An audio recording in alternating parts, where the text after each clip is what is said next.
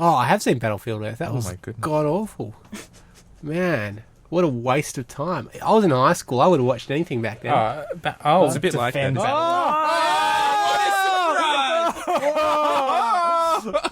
That is the most. I can't get over how overrated. I can't get over how overrated it is as a bad movie. Like, I was like, this is okay. I don't know what people I've seen some really bad movies, and this is not one of them. What's another really bad movie that's not that bad? You can say that John Travolta's character is really bad, but everything else is just like a normal movie, and then his character's like, Ugh. A bad movie that's not that bad. Oh, that's a hard category. Is he playing like the villain in that? Yes, he is. Yeah. Wouldn't he want to play... Because that's his film, right? Yeah. Mm. And he's a Scientologist, right? Yeah. Wouldn't that be like... I'm not even sure if I'm allowed to draw this analogy. But is this like a Holocaust survivor funding a Holocaust film and playing Hitler? Because I'm just saying that because Scientologists believe this stuff happened, all right? Yeah, yeah. So this is a fact for them. This It's fiction. I mean, even... It's way less preachy than... Schindler's List. No, than like The Passion of the Christ or... Yeah, but when the Ten Commandments or anything. It's not used as a central text of the religion. It's fiction written by... It is a Hollywood classical Hollywood Is movie. it? Am I confused about this? No, I think it's based on one of his books, yeah. But it's one of his science fiction books? Yeah, or one of his... No, it's one of his science fiction books. And obviously he based his religion on his writing in some way, but it's still fiction. Like, he's not writing. Look, I've never read it, never seen the movie. So. Okay, I was confused. Sorry, I thought this was one of the core... I thought this was like the Old Testament. Yeah. Ben-Hur. I don't know. Is Ben-Hur real? Is that supposed to be real? Was he real? Probably not. No. No, I can't remember. It's less preachy than I remember Ben-Hur. when I watched Ben-Hur, and the first time I saw it, and afterwards, I was chatting to my mum about it, and she was like, well, what did you think of it? I said, I really enjoyed it, but, it was really homoerotic. And she was saying, oh, it was not. You're being ridiculous. You're reading so... And I was saying, no, look. The relationship, the things these guys were saying to each other, it was very kind of... I thought it was really kind of symbolic of this gay love. She's like, oh, you're just winding me up, blah, blah, blah. Anyway, a few weeks later, we happened upon this documentary on SBS. I think it was called The Celluloid Closet. And it was all about early gay depictions in Hollywood cinema. And one of the key texts they look at was Ben-Hur. And the director saying, yeah. And the writer saying, yeah, we snuck in heaps of really gay stuff. And we didn't tell Charlton Heston about it. And so he's playing these scenes totally like, well, well, I say straight, but in both ways. And the other actors and the writer and the director are all like going, yeah, this is totally a gay scene. But they knew if they told him, it would never he'd never do it. And so I sat there just, being so smug and pleased with myself. Just as this document, did you keep your mother's least favourite child. I know. And at that point, Mum went, I don't know what you're talking about. I don't remember you saying that at all. I was like, fuck you.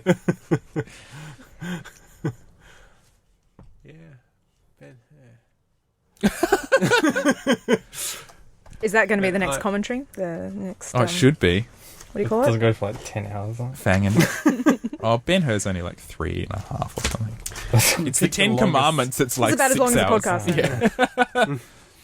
I remember we watched it in school. On the last period on Friday, it took us like the whole term to watch it. And you couldn't remember what was happening. It was like by every time people settled down, there was like only 30 minutes to watch the film. So it was like, and once a week. Must have taken you, jeez. The whole term. Did you pick up that on the was gay year subjects? 12. That was year 12.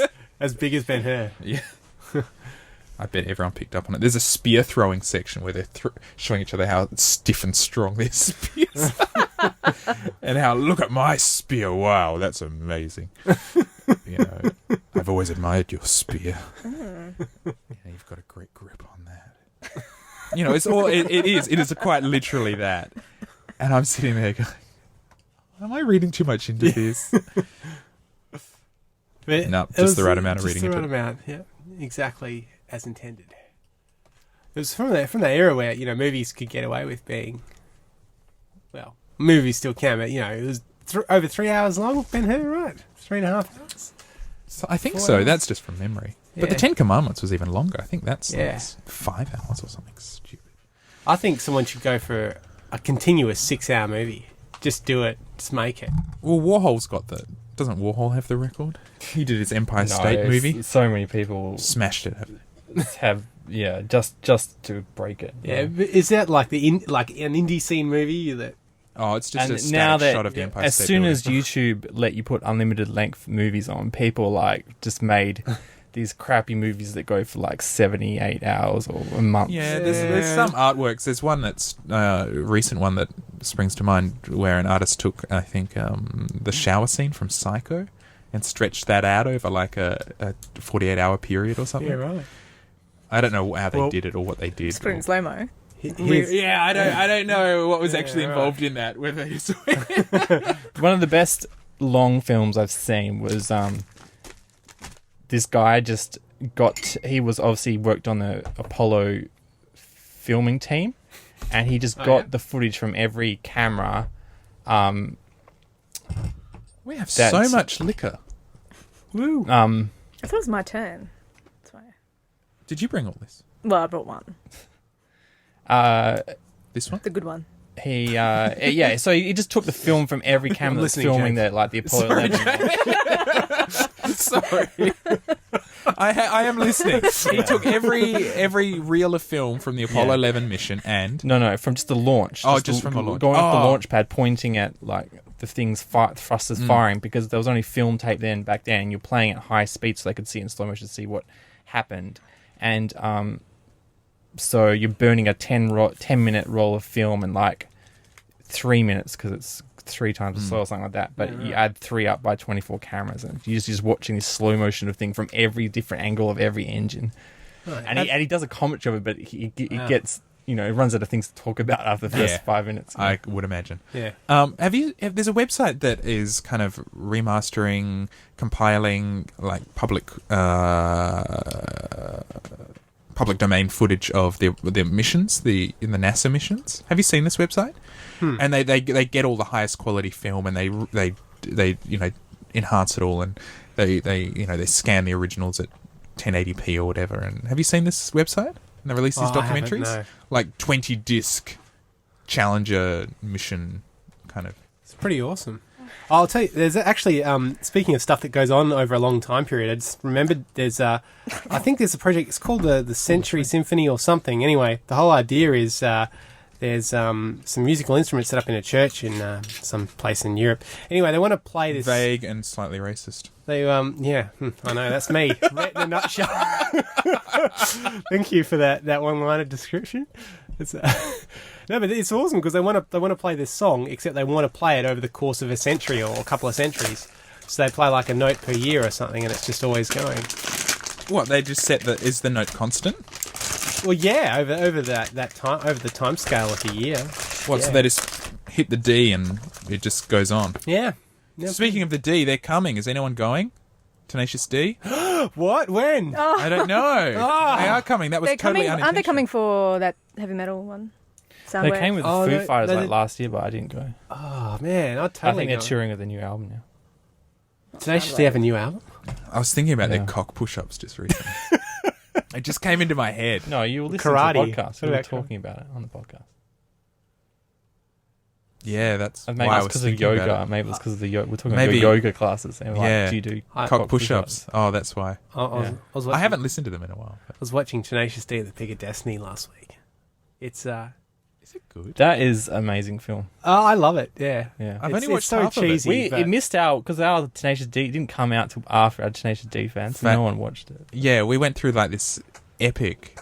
I hate that word, but it was. It was. Yeah. Well, it wasn't epic. It was intense though. Tenacious D. But the problem is, I don't even remember it. I just remember it enjoying it because everyone said, "Oh, don't watch it sober." So you got baked. Yeah. That's- yeah, and I've only ever been baked like 3 times in my life, and that was one of them. So, It's yeah. and I remember it's it being good better words. than everyone's. Then, Well, yeah. I mean, well, everyone it's said it was got- crap when it first came out, but then I came back to the movie like 2 years later, and then I saw all the people obviously who like Tenacious D. So, oh no, if you like Tenacious D, you'll love this movie. So. Yeah. Well, one of my housemates, he like bought it for me just for my birthday, and So we all just got together, just started drinking beers and watched it, and it was great. It was hilarious. Like, you know, it's like a musical with rock in it. Nice. And Tenacious D rock as well. Well, that's the thing, isn't it? Sort of, you know, got That's a the bit best of kind. classical sauce. Yeah, that's right. And I bought the soundtrack. The soundtrack was rubbish, and is rubbish out of context of the film because it is like a musical. Yeah, Like, yeah, you can't- exactly. Yeah. It's telling us that. But in the film, it's a lot better. You know, musicals, you're like Evil Dead. Yes. Yes. Okay, good. Everyone agrees. There's actually an Evil Dead the musical. Really? Yeah. It's only played in Canada, I think. Yeah, I was going to North say, it sounds like a America. Canadian thing. Yeah. I don't know why. It was good. Yeah, I read about it. I thought this sounds great. And there's bits where the audience gets splashes in blood and splattered in blood. yeah. And the one line where Ash looks at his hand and he's about to cut it off, and it's like, you give me, kept me company on more Friday nights than I care to remember. Class. Some early reviews have come through of the Evil Dead remake. Oh, and? People are saying if you're a fan of the original, Don't you'll watch get it. a kick out of it. Oh. No, there's plenty to like. Oh, I thought you'd find it funny because it's not good. No, there's plenty to like. Oh. So there's enough homages and references to the original to keep you kind of nodding along, but there are enough twists to keep you kind of a bit confused. Supposedly Sam Raimi's actually writing... A I'm just sequel. pouring this whole thing. I know. I noticed. I was wondering when you were going to controlled. stop. I was like, I wow. wasn't thinking. I might as well drink. You're lost. You're out of control already Yeah. before the wine is even in your body. It's okay. It's okay. Yeah. So, Campbell's glass, he should be... oh, is that mine? What do you mean that should be Sorry. mine? Oh, because I'm so shit Sorry, at Campbell. everything. Yeah, that should be mine. So You've taken just the as a mantle recap, now. Sam Raimi made Evil Dead. Mm. Then he made Evil Dead 2, which was like a slight remake of Evil Dead 1 plus a continuation of the tale, Yeah. right? Yeah. And So- some funny bits. And more funny bits. Yeah. So Evil Dead 2 is great. Then he made Army of Darkness, Evil Dead 3. Now they've Yeah. remade Evil Dead, and Sam Raimi's making Evil Dead 4. Whoa, what? With Bruce Campbell in it. That's what he's cock teasing. But he cock teases that every like It's 5 his, years or it's so. his summer project he's going to write. Yeah, this summer he's like, "Yep, my brother and I getting together, we're writing this," and everyone's like, "Yay, do it!" Also, we're bringing back Cena. Have you gone to see Oz? Good and Powerful, what it's called? No. No. Put off by the reviews. It sounds terrible. I read the Jezebel review because I read the Jezebel review of everything Because you're feminist. because I'm a feminist with a penis.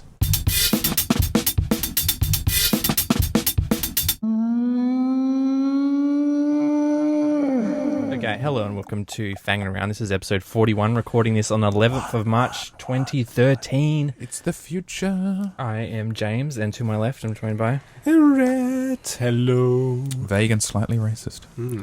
That's my name. Don't wear it out. and to vague and slightly racist left. It's Campbell. I'm back. I haven't been back for a long time. None of you came last week. Yeah. Sorry. You should apologise for our listeners. To Campbell's left. Go around the circle. Konbanwa. Watashi no namae wa Judy desu. Oh, Going with my... y en español, por favor. I did it the first time. You're trying to boost Buenas your, noches, mi nombre es Julie. You're trying to boost your fan base of like, oh, this is a girl who plays video games and speaks Japanese. Oh my god. Oh my god, freak out. Are you one Jeez, of I those love fake geek girls? Yeah. Totally fake. Have you seen these glasses? Come on. Oh! Yeah. But this is at home cannot see this. So the answer is no, they can't. Listener mail. Mail. Just got one. Oh, well, we got a tweet from our super fan, Jake, I think it is, yes. He says, if I come to Perth, would you have me on the show even though I'm American? Well, Well, it's your show. But Yeah, there's nothing wrong do with you- American. Oh, okay. All right. Sorry. Oh. No, that's what I'm just seeing if you guys have prejudice for American. I don't- No, You're checking if we're right. kind of a bit. I said Right, he can xenophobic. come as long as he brings his... as long as With a proviso. he brings American women and no American guns. Oh. Well, we do That have a was- no firearm policy in our shed. So. I know. But a pro-American women policy, clearly. Yeah. Well, That's- feminist podcast. You can have. So what do American women, please, note the rabbit ears I'm putting around this, what do they have to offer? I mean, that's Well, different from that's why we other want them on women. the show to find out. A gender balanced perspective of America. Is that we what- have a fourth male on the podcast and then one female. It doesn't, we'll Okay. get our feminist. The You feminists can be feminist and male, as as Campbell We have pointed to. out We're the earlier. greatest try. Australian feminist I get podcast. We've accused got of to not being it. live up to standards. Okay. So international visitors, pairings. Bring Yes. pairings to Fangin. Is that? I don't think you're in a position to be choosy. I mean, given that last week nobody showed up, I think you'd be quite happy for anyone to come. Well, I couldn't invite anyone. We would have 6 people if everyone turned up. That would be great. When I got No, four well, mics. that's when my invitation will be rescinded. Oh, no, not true. That wouldn't happen. Fishing expedition successful. Came back bountiful. Big fish. This big. So, Jake, we're not ethnicist. Ethnicist? Racist? Nationalist? Or Nationalist? Oh, wait, Is it? that means something different. Okay, we might. You're not prejudiced. We I could think be- would we could- Or bigoted. You can be racist, but if you're nationalist, that's like the opposite. No. Yep. It's It's a like different thing. anti-feminism. I mean, it's like a reverse racism. reverse race. Don't look to us for any definitions of such terms. If you're the If you're- anti-feminist, are you a misogynist or are you a masculinist? If you're an anti-feminist, Means you think you don't believe in equal rights for men and women. So, That's a bit of a No, misogyny. feminist. feminist is Feminists Feminism are like- is about... Are like equal they want no, rights not and, equal treatment, and rights. treatment. Yeah. And treatment. better rights. No, feminism is about equal rights. Like, the core of feminism is about Oh, having... I'm sure the core of feminism isn't, but What feminism are you talking about? this is what happens. Feminist is, supremacists. men are the Feminist supremacists. men are That the, sounds like the best, like, kind of grindhouse film. Feminist supremacists. men are the largest minority group in Australia. Oh, my And God. if you had equal power, then you'd Abbott actually would have have you more believe power, that. wouldn't you? Oh, wow. No. Oh. So we need to divide the voting, like, the vote. Yeah. By the percentage of the population. Yeah, so I you mean, are. So if you're- 50% is the not a world minority. should be 3% in favour of men to equal out the fact there's more women. that's not true. I think There's only globally more there's women- far more men. There's less women in China. Yeah, and that makes up a huge chunk of the population. Oh, but I think overall, still the world. I mean, no one knows of the whole world, but It's roughly equal. It's about, well, if anything, it's like 51 to 49. It's not... right, it's but massive. Over 7 billion It's scale, probably more like 50 that's to 100 49. million. Because, you know, 81%. women have so much that's power across the world. 100 million people that men have to compete against. Well, Yeah, well, look Oh. at the times that women have been put in power. Margaret Yeah. Thatcher, Oh, she Julia was Gillard, iron. Julia Gillard. Julia. You know, I think this. Sorry, I'm feeding him. I don't mean. There's so. No, if they want equal, they need equal criticism. So this is a feminist podcast, okay? Julia is not equal criticism. Oh, Really, I think she gets just as much criticism as every other prime minister. No, she gets a lot of criticism, but I think a lot of criticism is actually based on... the fact that she's a She's a female, woman, redhead, yeah. atheist, unmarried, unchilded woman. And homophobic. And homophobic. Yeah, she's a bit homophobic. That really sucks. I mean, it's hard to take her credibly if she's homo. Like, why should we give her a pass over Abbott when she Well, 'cause voted? Abbott's- She voted against Yeah, but Abbott's a gay super rights in the homophobe. court. And, There are degrees of homophobia. I think she's If you indifferent. voted against gay marriage in Parliament, let's get a list of names. You're a bad person. So well, like, you know, you got to look at sort of what's the lesser of two evils. Like, I mean, you know, have you seen the Liberal Party's, the federal government's advertising strategy? Like, I don't want. yeah, we're a safe and prosperous country. Let's keep people out. Rah, rah, you know, like, oh, come on, you know, for God's sake. Well, it's because there's no real issues. Oh, you think that Abbott's they going to be can more pick on. open about it? That's the Liberal Party. I mean, that's Yeah. that's what he's saying. Oh, okay. I Yeah, thought you that- said the government. Well, he was. No, the Liberal Liberal Party. Oh, okay. I didn't see it, but he did a 60 Minutes interview last night where they asked him about his gay sister. And Oh, right, okay. I don't Did know he what try to said. murder her? he struggled with it. I'm like, just get Dick. over it. You're just a C word, okay? Just admit it and get over it. Yeah. He is a clown. You're right. As big he is. Yeah. I Criticising him for his appearance. physical appearance. That's wrong. I'm sorry. There's plenty of other things you can criticise. Yeah, him there's about. plenty of valid This is reasons inside to baseball hate. for our international listeners. But our current prime minister is not published. She's in a minority government, and but she's I think she's pretty impressive. I like her. not doing anything that bad, really. Like it's No, I think she's pretty cool.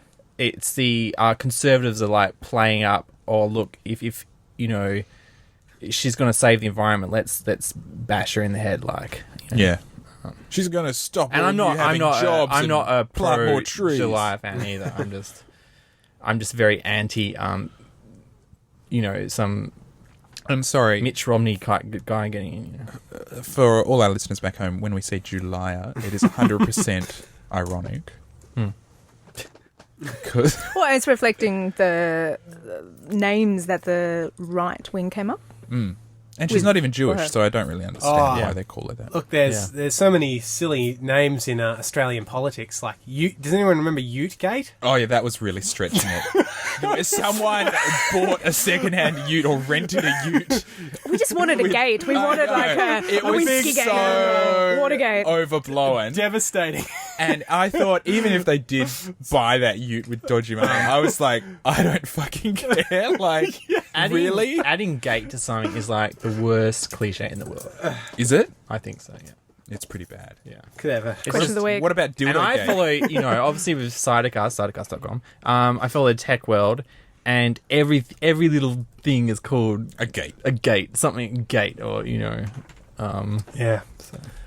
You walk in and it's like, who took my coffee? Coffee gate. Coffee gate. That's Yeah. it. Done. We need to blow the Yeah. lid off this thing. Let the public in. Yeah. we got a question from Anonymous. Oh, wicked. Anonymous. What do They're you- that amazing activist group. If you want to send us anonymous listener mail, you can go to our listener mail page at fanginraround.com, and there's a little form down the bottom of the page, and you can send it anonymously without having to give away your email address. Didn't they say that amazing thing, when the going gets tough, the tough get going? That was them, wasn't it? Who? Anonymous. Anon. Anon. Was Anon that said them? The group. Anon, yeah. And the gold I don't know. gets tough. Money talks, Yeah. chocolate sings. So this is from Anonymous. What do you think about threesome relationships? Intimate relationship between three people. Isn't it a bit strange, though? Thanks. It's a common among French films. They say in really? brackets. It is. Is that true, James? They invented the menage a trois. And French kissing. Of course, Well, they're I've only making seen films all Dreamers. about it. Do you think That- French kissing exists outside of? I mean, it arose independently in other countries. No way. The French thought it out. They put a trademark on it. They're like, we own this shit. We're sticking tongues So in each nobody- other's mouths. Check it out. South space. Yeah, you know you want to do it. Every time you talk I about it, think it's the French term kissing. you're looking for French is kissing. freedom kissing. Oh, Freedom political. kissing. That's a 10-year-old joke, sorry. That was great. So I'm right there with you, though. Threesomes. What do they mean? Do they mean relationship, like ongoing relationships with three The people? question Or do- marks come in saying, what do you think about threesome relationships? Isn't it a bit strange, though? That movie, The Dreamers. that one. Oh, that one. But then the Just the Recent movie that's called one. Threesome? I can't think. I've had to have a glass of wine. I remember that being a saucy kid to recall. The one when my with- mum and parents weren't watching when I was kid. Who was in it? I can't remember. I keep wanting to say Oscar Wilde, not Oscar Wilde. Ah, it's not Oscar. He was that playwright.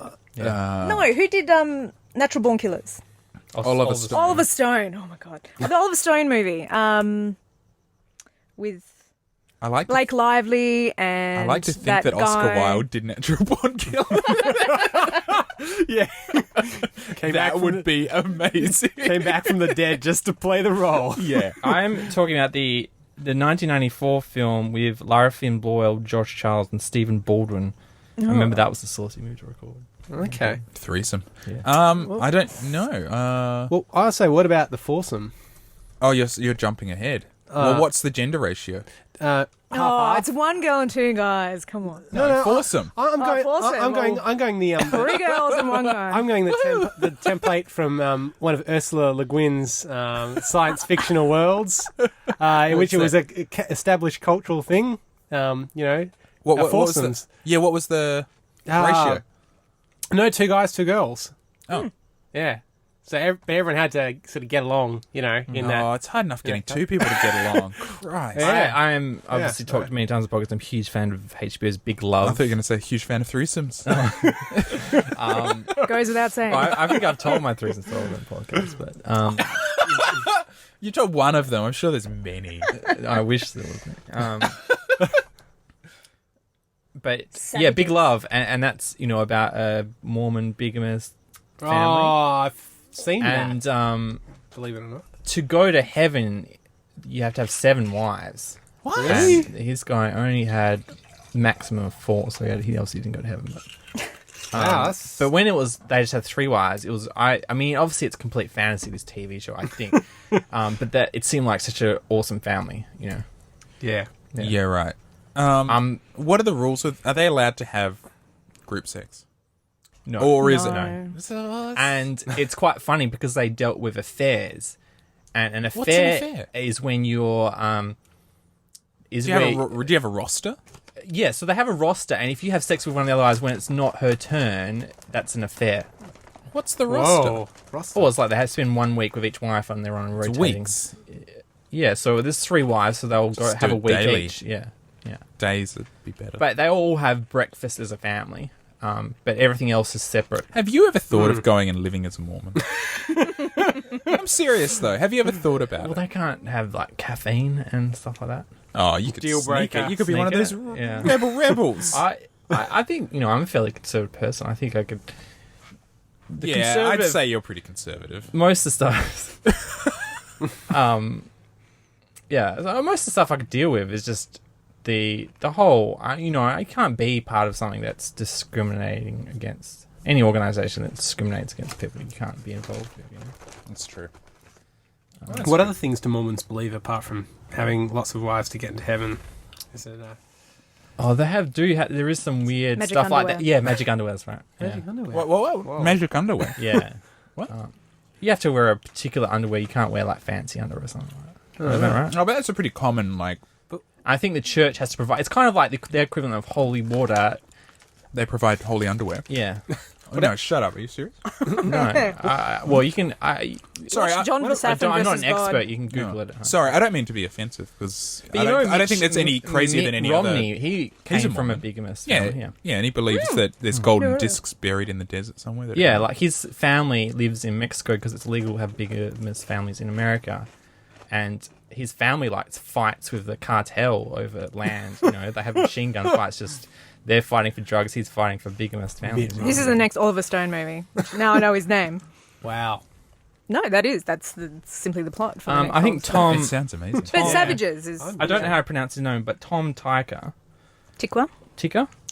Tikva. He's one of my favorite German, directors. so he's I saw. I'll talk about it later. But I saw Not Cloud French. Atlas. If he was so- French. Yeah, He Tikwe. did a movie called 3, which I haven't seen yet, which Sorry. is about a Vague and slightly racist. 40-something couple who separately fall in love with the same man.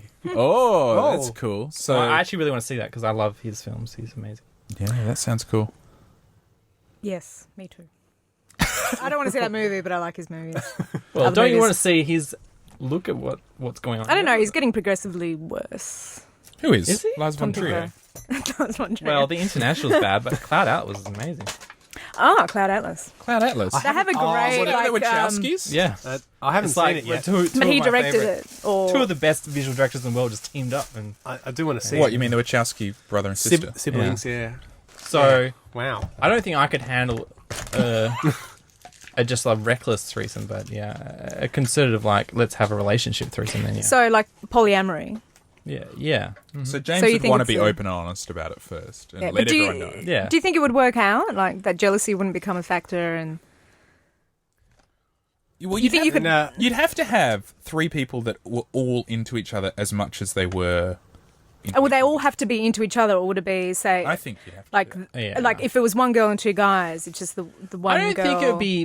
No, we don't talk about that, It wouldn't be Jules. that much different into a. I don't think it would be that much different to a normal 1-on-2 relationship, because you deal with the same issues where it's like trust and telling your partner what's going on. The secrets to a good threesome relationship are probably the same as just a regular New couple. segment. Can we do that as a Told segment? ya. The secrets of a good threesome relationship by James Pontifex. Yeah. But I mean, how does it? Yeah, I think it's like riding a bike. You start with a onesome, which is just you having a wank, and then a twosome, which is you and another person, and then if you're really good at that, threesome. Expand out. You need to start with a good foundation of masturbation Yeah. before branching out, Well, including other people when do in you- your follies. Yeah. It is funny though. Like I have the closest I've come to that kind of thing is like having a muse, like a female that you don't have sex with, What? and then dating another girl, and then you're dating that girl, and you spend the whole time talking about the other girl who's your platonic friend, but you still Awkward. Did you refer to her Yeah. as my muse? she's not your Did you call yeah her your muse. But you don't Yeah. call it. She's not How like did a that go sisterly down? figure though. It's not like a what? a relationship sisterly didn't. figure. No. But you still don't have sex with. But they don't. The It- other girl. even though it's a sisterly relationship, you still don't have sex with her. No, it isn't a sisterly. That's what I'm saying. okay. It's a platonic relationship, but not like sisterly. Like it's not. Yeah. Okay. Do you get free hugs? Pardon? If you're hugging her, do you think about someone else? And if so, do you have to be open and honest about it first? Well, that was. It's those occasions where that situation helped James's courting quarter. And Clarify the issues. Yeah. but they didn't tell me till after the relationship was over. But they did say that. I was like, I never took you seriously because I thought you were in love with that girl. I'm like, no, she was just my muse. Yeah. Yeah. Yeah. Right. Yeah. So I don't know. yeah.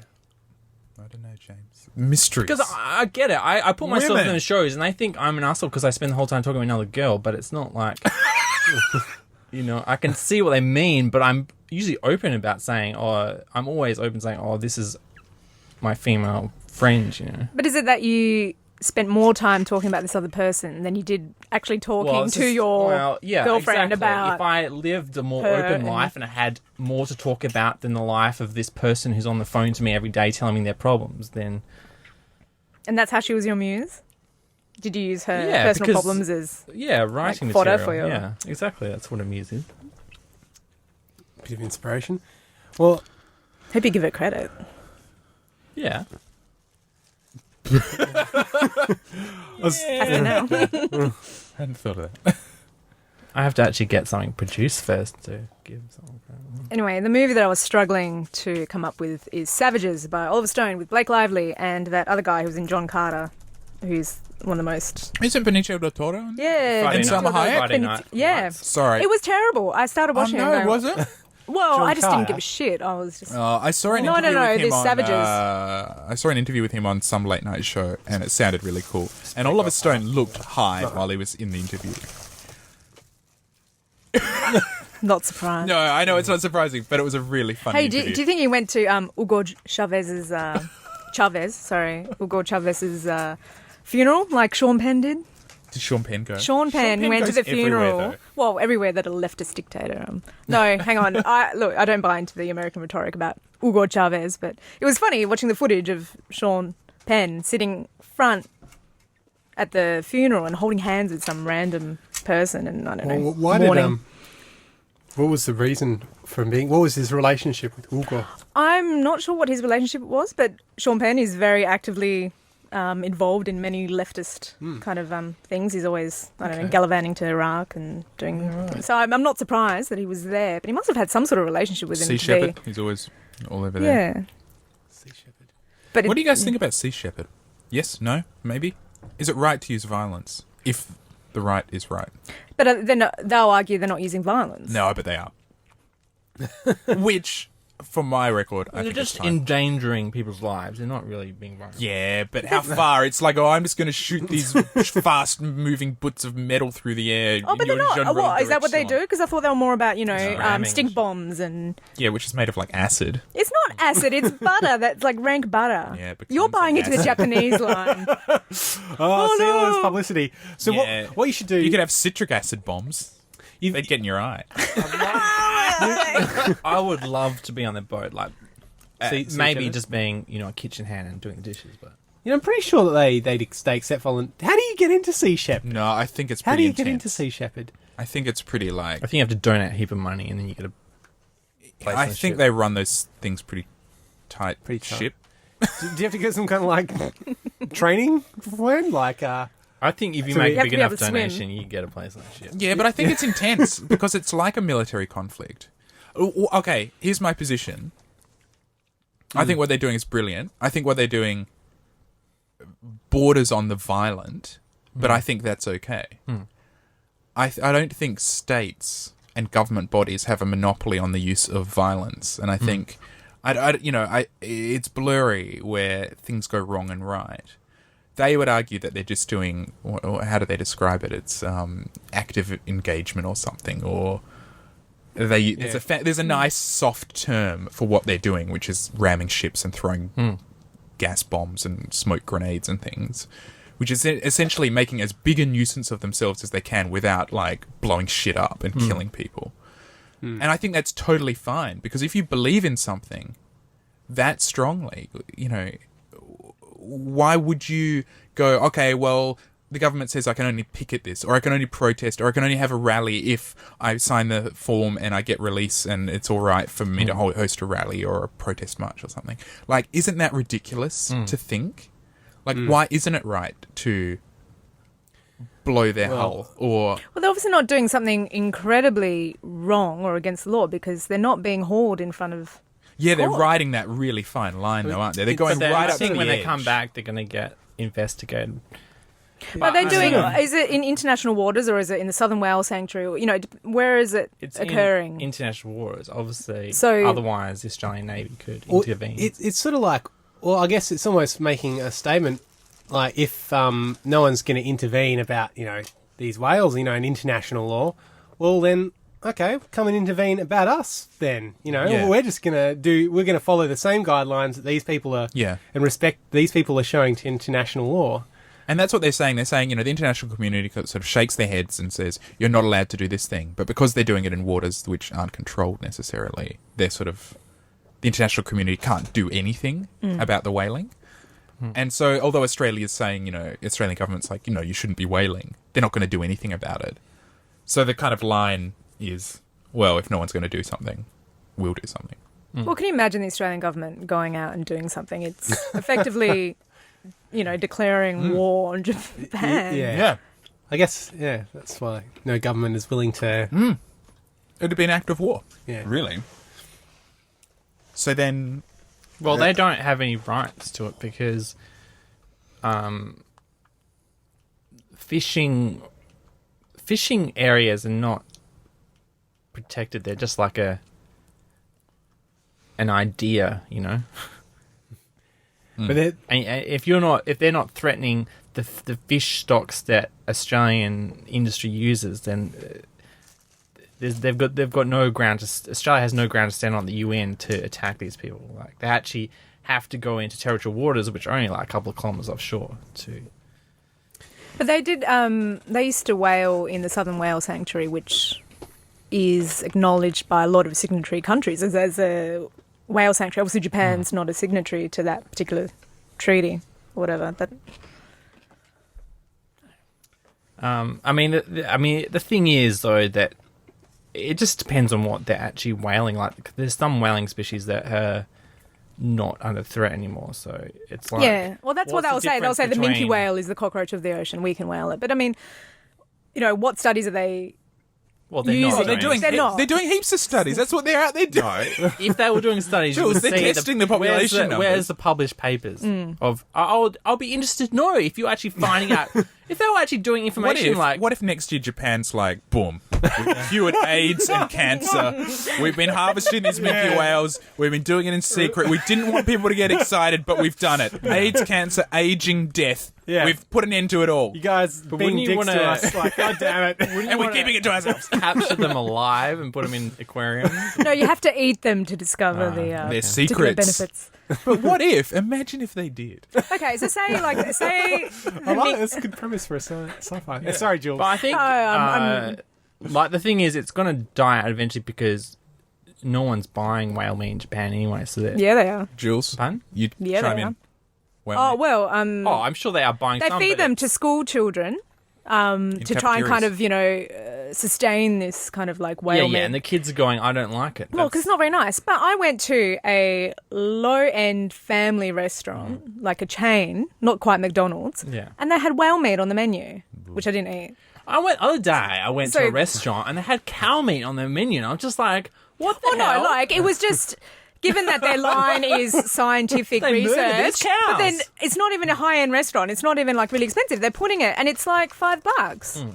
So it was. so you thought, complete lie. oh, look, when in Japan. When in Japan, eat some whale. I didn't I eat the went to whale. a- I'll have you know. I went to a whale fishmonger when I was in Japan Oh, yeah? to have a browse. Wow. Yeah. I didn't buy anything, but I was interested. I was in a market and there was a whale fish, all the charts, and I was looking, and it was a big crowd. There's And I punched them all. I said, "You fucking savages!" there's this And then they took away my there's, visa. there's this episode of Kicked out of the country. this episode of Anthony Bourdain's show, and he goes to Alaska and he hangs out with some Inuits and and as long as you don't say the E word, it's fine. Don't say Just the E mumble word. your way through it. Inuit. Intuit's kind of cool. Intuit. Intuitive. Yeah, and they killed something. I don't know. I don't think it was a whale, but it was like a Seal? very similar thing. It's Oh, they eat- they- and it's they all do. They blubber. kill and whale literally, and they eat get it. one. They drag it into the house while it's still fresh, and they cut it open and eat it raw as a family while it's still warm from the animal being alive. And it's this feast, and it's there's no plates. You have a knife and you cut off a wedge of this animal and you just eat it fresh. And it's, What else would you eat? he There's nothing says- else there. No, I mean- but Anthony Bourdain was like, "This is the best meal I've ever had." Not just because it possibly tasted good, but because of the idea of the whole family sharing this animal and eating the entire thing. There's nothing goes to waste. It's not happening in Japan quite like that. No, I think it's a kind of nationalistic thing. It's like Well, we've don't been they- told we can't don't have they an just- army, we can't What do this, we about can't do that. the We're going to people keep in whaling. Norway that Don't they drive just the pilot whales up into shore. Yeah, Don't they look, just Norway do it. drag a whale up Iceland onto reintroduced shore? whaling. It's, I don't know. And that's all But Björk's fault, that's isn't and it? that's really cultural. They're not pretending it's science thing. They're saying No, this is our culture. This is our, yeah. But, the rights of culture when Just like a species is Aborigines endangered. in Australia. Aborigines are the only people allowed to spear turtles. Yeah, 'cause and it's part of dugongs? the- Are they allowed to go dugongs, for Yeah, Dugongs and as well? dugongs. And I don't know, but then, how many do Stingray. they spear? Not many, but once it becomes a commercialised... Yeah, exactly. yeah, industry well, and is- there's really strict cultural ritual that has to be performed, and it's seasonal things. Like, it is sustainable ecology that is intertwined with religious belief.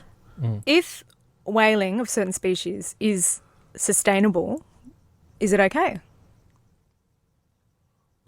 Is it okay Well, for them to It's- go I mean, mingle it's not that much different than fishing. If it's No, the same. well, Based yeah. on the Yeah, arguments but we they're said. mammals. But they're mammals. We eat cows. Yeah, I know. It's a slippery bullshit. Unless you're a vegan, then you can go fuck yourself. I mean, Because I- where do Higher you? Oh, well, ground. you eat chicken, you eat cow. I try. Hey, chickens are dinosaurs, so it's fine. Yeah, they're not very relatable. The only I don't sort mind of- it. No, fish, that's fine. They're not. They don't have feelings. I've tried to cut down my meat intake to fish, pig, and kangaroo, Oh, pig. Why pig? and game kangaroo. Very intelligent. Very intelligent. Well, it's yeah. low fat, It's not. You got it. And it's too delicious to pass up. Is that what you? Well, ham. It's and like pork. one slice You know- is like 10 calories. It's like eating a person. I kind of I have this person. rule. Any animal that The I've other white meat. befriended, Long pork. I refuse to eat.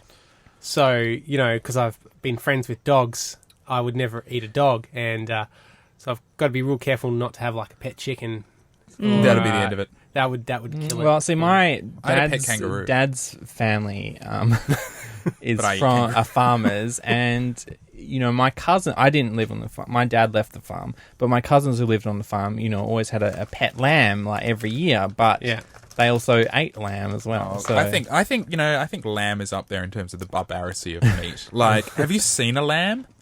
oh we had a yeah, Imagine putting a conversation- steel rod Yeah, through yeah, a yeah. lamb's head. Oh. A little lamb, like, quivering, terrified, pissing itself. That's horrific. Well, I think lamb is, like, one of the Yeah. most horrific. oh yeah, I'm great. This comes up too regularly, this conversation. Well, like It's because Australia is Anti-lamb so podcast. obsessed with lamb. Fuck off with your lamb already.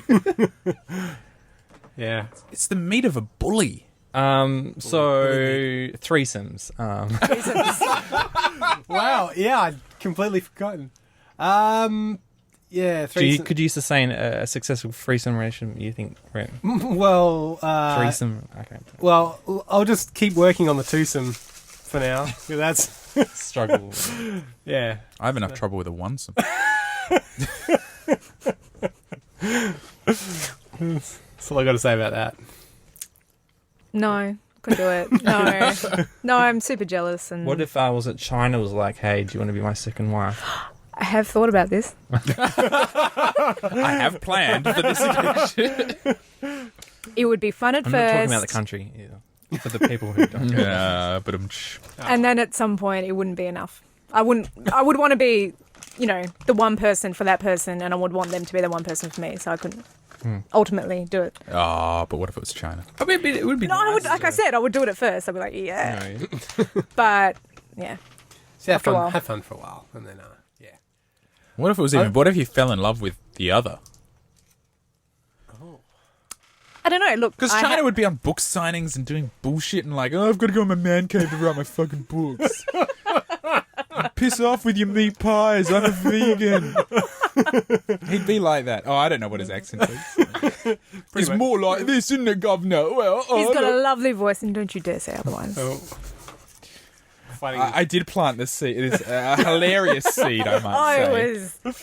I terribly amusing. casually mentioned to Jules that he had a bit of a strange voice when I heard him in an interview, which set her into a panic. Because you were, it was like 2 weeks away from you meeting him, I think, or, listening to his tour. Well, meeting him. Let's just say meeting. Being painted as a real obsessive here.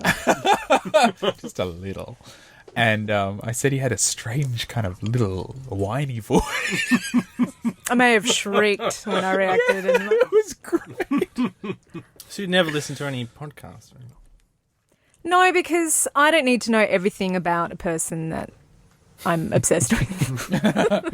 I don't, I'm one of those people that if I love a band, I don't go and then look up every single thing that this band has ever said or ever done, or because it will ruin it. At some point, somebody in that band or some writer will say something that will really turn me against them, and I will no longer be able to appreciate their work as much. Like when China said fags should burn in hell. He never said such a thing. But what if they're like Mila Kunis and the whole world falls in love with her because she was nice to some boy in an interview? What? Reference to pop culture reference to something. She went out with a guy that asked her. To go to... No, That's this is happened a even couple more of recent. times. Yeah, well, exactly. Last It is week, now like she's a thing. in Oz, the Sam Raimi movie, and she was doing all those press interviews, and some guy didn't know how to talk, and so they just had a normal conversation like a podcast. And everyone was blown away. I'm like, hey, this is what podcasts are. Just go check them out. You can see famous people talking naturally all around the world. Yeah, listen to Fangin' around once in a while. Jeez. Yeah. Famous people, yeah. Yeah, us. All of us. Well, Yeah. personalities. Well, now that Nat's not on the show, it's pretty famous. I was listening to a podcast with Lake Bell just before we came. Oh, shit. Sorry, Nat. By the way, now that you're sick, I'm really fucking glad that I, Dettoled the phone after you used it at work. Did you really do that in front of her? Yeah. I did it as a joke, and then she was like, later that day, she was like, I gotta go, I'm sick. And I was like, oh my God. You knew. I knew. I instinctively knew. My humour bone was like, woo, woo, woo, watch out. Which is sickness alert. Mm-hmm. So I'm going to do it every time with her now. They should just get you at airports, man. I You know, know. detect Should. like People- swine flu coming into the I know. country and I stuff. could sniff it out. I reckon. Just get me sniffing everyone who comes off the plane. Don't you hear that, Australian customs? You need this guy. I feel like It's those for dogs that dogs. smell cancer. Oh, Man, doesn't that sound like one of the phoniest things? That sounds like a stupid email that gets sent It around. does. But yeah, dogs can smell cancer in people. I can believe that. Imagine Yeah, like that'd be how powerful your sense of smell must be if you can smell cancer in someone. It's pretty awesome. Well, I mean, Harry uses them to smell truffles. Yeah. What's the difference? No, I mean there's no difference, but it's amazing. To I guess think. truffles What's the have a difference between distinct truffle odor. and cancer? I don't know. So maybe. Oh my god, maybe cancer is truffles. Quick, get Harry. Shit, Harry, we've got it. We've cracked it. solved it at last. I think that they've actually And the they've actually Japanese are on proven the that brink of dogs. solving both of the They've problems. proven that dogs are telepathic. Is this Russian research in the 1960s this is Cold War? quantum physics. I've been reading up on. Go I'm on. not even joking. And, That was the dismissal of Fred Baines there, calling in from these overseas. quantum physicists, right? They got some. Talk about string They theory. got You'll some. get really They got riled some up. radioactive material, right? I like how vague Yeah, this and is. that's how you make a right. random number generator. Is you put something that's decaying in something, right? Well, to an extent, yeah. It's To make the most random thing in the world, you've got to have something And what? radioactive. And then they asked the dog what number the no, the this radioactive. is a different thing. It's a But different it's thing. the same science. Yeah. So is that right? Well, you got a probability of decaying per unit time, and that changes over time. So it's not really random. It's like a randomness that the type of randomness is changing with time. So it's I don't know. Yeah, but they had a device that detects randomness, right? okay. And they put it in this room, and I think it was something that was decaying, and Yeah. and so it was, and they put it in this room with people meditating. And they had all these people meditating, right? And suddenly, when they put this thing in the room full of people meditating, it became less random. I find. Where do the dogs come into it? Yeah, Yeah. where's that? Yeah. Well, no, this was the first test they did to prove this, right? Then Has this it been guy, peer-reviewed then this and guy replicated? got a camera and put it on his dog. And then put one at his work. And then as soon as he got up to leave Jesus work, Christ. the dog got up and was like, "Oh, someone's coming home to me," and waited by the door. Is that just because the dog maybe knew roughly when he was coming home? Like, No, because they tested and they said, okay, today stay till 6 instead of 5, and they stayed and the dog stayed in the same spot, and then when he got up at 6, the dog got up and went to the door. Yeah. And I've noticed it. Now, how many times does the dog get up to the door?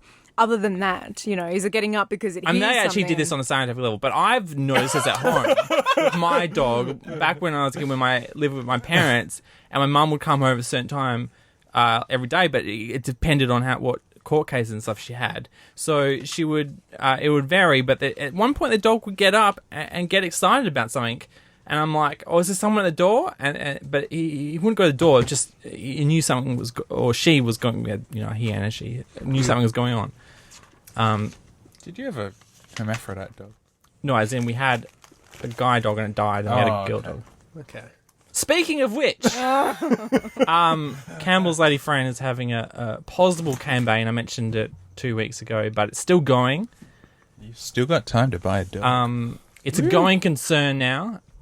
So you're actually contributing to something. It will happen for sure. Yeah, it's a for sure. It's been funded. Whoa. It's Locked in? going. But there's locked still in. like It's been 100 fully dogs funded. you can buy. Nice. Yeah, yeah. My mum bought a dog And sent some amazing photos along my Oh, way. you've seen. Well, I had Incredible to. ones. Well, this is the thing. I mean, the whole idea was about connecting with your dogs of your youth. Yeah. And my mum didn't have a dog when she was a kid because my grandmother doesn't like dogs. But, as a lot of couples do, her first dog was the precursor to having children with my dad. It's like a training dog. It's So like when the you have dog, it her once first and dog was my before. first dog, and she sent me Big out the daddy, task eh? to find photos for this thing. And it was a very emotional journey. So, So you were involved nice. in this journey as well. yeah, it was very You emotional. know, I got to say, I got a bit freaked out looking at the photos. Did you see the one with my dad with his long beard? Yes. He actually looks like me. It freaks me out. Yeah, a lot like you. Like, Yeah. I don't want to say duh, but fucking obvious. Your dad looks like you, yeah. But with that beard, your Yeah. dad looked like and like, the longer hair, like yeah, normally he has shorter he had and hair exactly like you, and a beard probably twice as big as your current Yeah. beard, but bright red. Yeah. In that photo. But that photo spun me out, and then the photo I think at the very end with your dad standing, leaning against the sold sign, like the building sign. That's how you stand. Is it? Oh, okay. And he's got this like kind of But he doesn't look like mischievous me in that look on photo. your face. On his in face. terms of your face. his face. Yeah. But Oh. Face. isn't that classic photo? My mum's obviously pregnant with me. That's when we bought this property, this land we're on now. And the dog... It is this, isn't it? It's the one photo where the dog's actually posing for the camera. It's this very... I don't know how they even got There's a that photo. hyper-glamorous photo of your dog with the really shallow focal depth. And Oh, it's right. just the dog's and face. The gooby?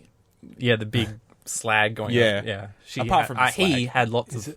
It was one of those dogs that drooled everywhere. Yeah. But that photo is gorgeous. Yeah. It's stunning. Is it pretty cool to know kind of what you're going to look like when you get older, James? Like, you sort of, Well, no, because he doesn't have he doesn't have grey hair. He has white hair, and I've always fantasized about having grey hair. So I'm actually thinking of dyeing my hair grey now, so I get to have a period of time where I have grey No, hair. white hair is better than grey White hair No. is the Yeah. king. Yeah, White hair's what white everyone hair. wants. it's pretty distinguished. Albert Einstein? Everyone wants Snow No, White I want hair when I they want get George older. white. Clooney like. You know, that Only certain face. people can pull off George Clooney kind Yeah, of salt and pepper thing. maybe George Clooney. I used to have That's- I used to that's have it. a female friend who was a hairdresser, and we almost went through dyeing my hair grey like back when I was 20, but she said because you have to bleach your hair so much, she Whoa. said almost kill your hair to Whoa. do it. Yeah, you have to get it white Jeez. before it can go grey. Yeah, That's Because you great. have to take all the and colour. then you have to put ash through it, ash color. White is the best. White is the best. no, I Yeah. want grey. No. Could be like a Everyone's grey, distinguished- but who's white? Who's distinguished white? writer. Like, Nothing against my it could dad. happen. I don't. He's listening. Well, I don't know. I thought about going bold, trying out the bold Yeah. just for a week or two. For a week or two. I think it's going to go a little long. I'm sick of haircuts. I'm thinking of shaving. Shaving I don't. with a huge beard too. Like that's. But I don't. right, yeah. For the Rasputin. I don't want short hair, but I just don't want to deal with haircuts anymore. I just want to go. Go, do it. Just Remember do it. when- Do it. Wax. I just want to get a shave that's got a really long thing, so you at least have 2 centimeters of hair in your head. But Could make a pact. What? Bold pact. Yeah, Jules, get in on this bald pact. No, I don't mind a 2013 bald head. bald pact. Jules has got a big thing for a bald head. I do. Does it need to be like polished bald or just? Yeah, was his Bald? head matte No, or you could satin see- finish? You High could. gloss? Oh, I didn't get to touch it. Hand was hovering. Oh, you could see the 3-day growth. Effectively, like obviously he hadn't waxed for a while, or you could see that he had So a significantly and what was his receding growth pattern? hairline. So Oh. admire a man that has got like a really receding hairline. Just because fuck it, I'm just going to like Andre Agassi. I'm going to get rid of Oh, all of look, it. Yeah. seriously, if I had the slightest whiff of hair loss, it's all fucking It's gone. going. I would not tolerate that shit. I actually think you Yeah. would have a breakdown if that. I know, I happened. wouldn't. I used to have really huge hair. And I knew Still even pretty then, big. it's still relative. No, well, you know, you saw me with big hair though, like shoulder length. And, Yeah, Jesus hair. Yeah, Jesus. Oh, okay, that was my Jesus hair period. Apparently. And I knew, like, I've had long hair on and off since primary school, and I've always known if it's going, it's going, and I Yeah. think I'd be fine with it. What about you? What about with your family history? I don't have any baldies in my family, so this is maybe hypothetical for me. Well, see, I thought maybe I might go bald because my grandfather's bald, and they say it skips a generation. So, Yeah, right. but I think my other grandfather didn't go bald till he's in his 50s or 60s. So Yeah. depends which grandfather you take after. I guess. I had the same thing. You know, one grandfather sort of it was balding, the other not. But yeah, if I ever get like a patch, seriously, it's just going off. It's going to be like shine. I'm going to blind people. Nice. With the gleam See, that's of my, you've got to of my own it. dome. Yeah. It's sad when people don't own it. I think Yeah. it's sad. Yeah, You've don't gotta do, own it, don't you've gotta do be Donald strong. Trump. Oh, no. Come over. But Harry said, one of the older podcast members, he said, no. He would No. just let it recede naturally. He looks Well, forward. His dad has. His dad hair on has the I don't know what it's called. What is it monk? called? That look. The Monk look? Monk look? Abbott look, sort of? Not Tony. Yeah, yeah, true avid. But yeah. I mean, side. That's yeah. the same as my grandfather has. Yeah, that. he's got that vibe, and he's like, Yeah. yeah, I'm looking forward to that. Well, I some guess people his pull it dad off. You have to go with what suits you, I guess. You think? Yeah. Okay. Some people pull off bald, some people don't. Some Have you people pull off seen that Harry's that monk brother? look. Because he's following the same genes as his dad, but I don't know what he's doing about it. I haven't seen him in a year or so. Probably he's not doing much about it. Yeah. It's probably just going along Naturally. with it. What if you went bald, Jules? wear Female a wig? baldness happens. I've It seen does it happen. on If- embarrassing If you bodies. Would I had wear a wig? comfortable wigs, I'll be all about the wigs. Would you be about really obvious wigs, like powdered yeah, wigs? I would. No. Yes. No I one wouldn't wear. wears. I wouldn't wear wigs to pretend. I'd just be like, this is an opportunity to have a different hairstyle every day. You know. Yeah. It's too much effort. It's more effort than just having real hair and having to wash it. I think I'd probably go No, but all bald. I think this is You one could where go bald. I think I would. Would you have a wig though? No wig. Oh, no. No, I would just own it. And wear a lot of hats, maybe. Bandanas. People that's- think I had That's cancer. a bit weirder. I think that's weirder. But I don't know. I have to for a see how woman, my because I'm a- head looks bald because it could be really weirdly shaped and Yeah. Or I might just get lots of tattoos all over it. Or there's this something. kid who Wow. works at my Woolworths who I guess is an alopecia, has no hair on him at all, and I guess he has no choice but to own it, but it doesn't seem that bother him that much. Oh well, good for him. Yeah. So I hope he's got alopecia. He's not just got cancer. yeah. Yeah. Does he look sickly? I don't know why he'd be working at Woolworths if he had cancer. Oh, well, people have to have jobs. Yeah. Yeah. Even, even if they're sick. So, what have you been consuming this week? Do we still do that? 2 hours in? Oh, sorry? Rhett? Yeah, I've been consuming chili. Chili. Wow, did you go to the Oh, chili did the chili festival? festival? So much chili I did. Am I stealing someone else's consumption? No. No. No? can- Okay. No, I'm Joined excited because together. I didn't go and Well, it was pretty... Context for people. That was So- on voting day, wasn't it? It was. And also Is the that what day it's after. called? Voting day. Voting day. So here in Perth, every year we have the Araluen Chili Festival. Once this was held at the Araluen National Park, which is like a little botanic garden, out from the CBD by about an hour. But it got moved in closer to the centre of the city to a place called Freo. And it's still called the Araluen Chili Festival, even though it's been in confusing. Freo for a few years. Yeah, very confusing. So, I sort of fought the traffic and some of the lines and went to the festival, and it was great. Lots of chili products, chili beer, chili everything. They've really expanded it this year. They've made it big. I mean, there's a lot of people there, but they had a big ground to spread out in. did they have any of those really hot chilies, like the hottest chilies? Oh, they did. They Ever? did. I think. What are they called? Well, there used to be the Butch Alakia. I think the University of New Mexico Chili Institute or whatever they call themselves. They discovered the Trinidad Scorpion. Is now, Oh, wicked. Bravo. Yes. and they rank them in terms of some unit called Scoitels. Scotels. And so they did have them. They had the whole spectrum of chilies there. It was Right down to a capsicum. No. Actually, here's something interesting. Apparently, if the chili burn has really got you, eating capsicum will relieve that. I think because it must absorb the capsaicin, which is the pain Wow. chemical in chili. Never heard that. Yeah, well, it was quite excellent. You usually got two kinds of store goers as well at the chili festival, along with the Mexican music in the background. You've got like the store goers who are like pretty stingy and they sort of hold all the bread, and you got to go up and ask them like, "Oh, can I try blah blah?" And you have other stalls which are wicked. They're just like throwing chili out by the bucketful, all their chili sauce, and like, "Yeah, go on, just like spread it over your water or whatever," and just throw some in your eyes. Just do it. Can you, are they selling, can you buy, capsicum spray? I was just thinking. My next Well, question. That was my stupid question I had teed up as well. You know what? You can't get capsicum spray, but you can buy chili sauces that have capsaicin crystals added to them.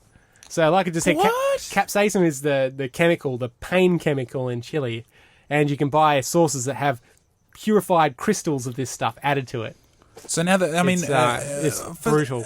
I like spicy food. I enjoy it. I Yeah. get that big kick. I love it. Good for your I love metabolism. sweating. I love crying. I love all of those tingling sensations on the skin. Yeah. But some people don't get it. Some Yeah. people, like, it hurts. No. Why would you want to do that? But they never got past They- that no, the barrier? tingling, the barrier. And once you break past it and you get that endorphin rush, you can't go chilly back. high. You just Yeah. kind of bliss out in this pain bliss under a tree somewhere, Yeah. and it's pretty golden. Like, yeah. And it's a plant, man. It's natural. How can a plant be illegal, man? That's what I want to know. How can the government be like... So I'd like to know for movies, how easy would it be to make capsicum spray? How I reckon it'd be how really easy? easy. I think you could make it. Whip it up in like an old Ajax bottle. If you get the Yeah. Anarchist Cookbook, I think they've got that as well. I think you could probably just buy really powerful chili, or just Put it in buy, a mister. put it in a mister. You could probably get a Trinidad Scorpion. Just chop that bad boy up. Super soaker? Throw it in your super soaker.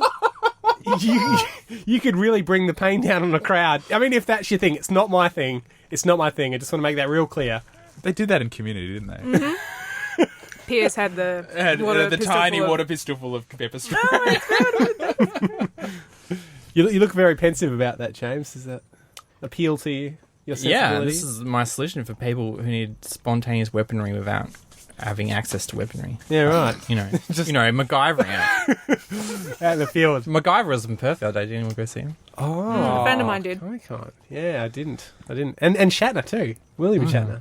Did they team up? Can't believe he's still like alive and not in a nursing home. He's like 90. He's not 90. I think so. Yeah. He's still kicking What, it. 70, Yeah. 70-ish? Yeah, but he's amazing. Like, That's Yeah. pretty good. He's, Pretty into, awesome. he's getting into. Well, I think he got alienated, but he got really into Reddit a couple of weeks ago.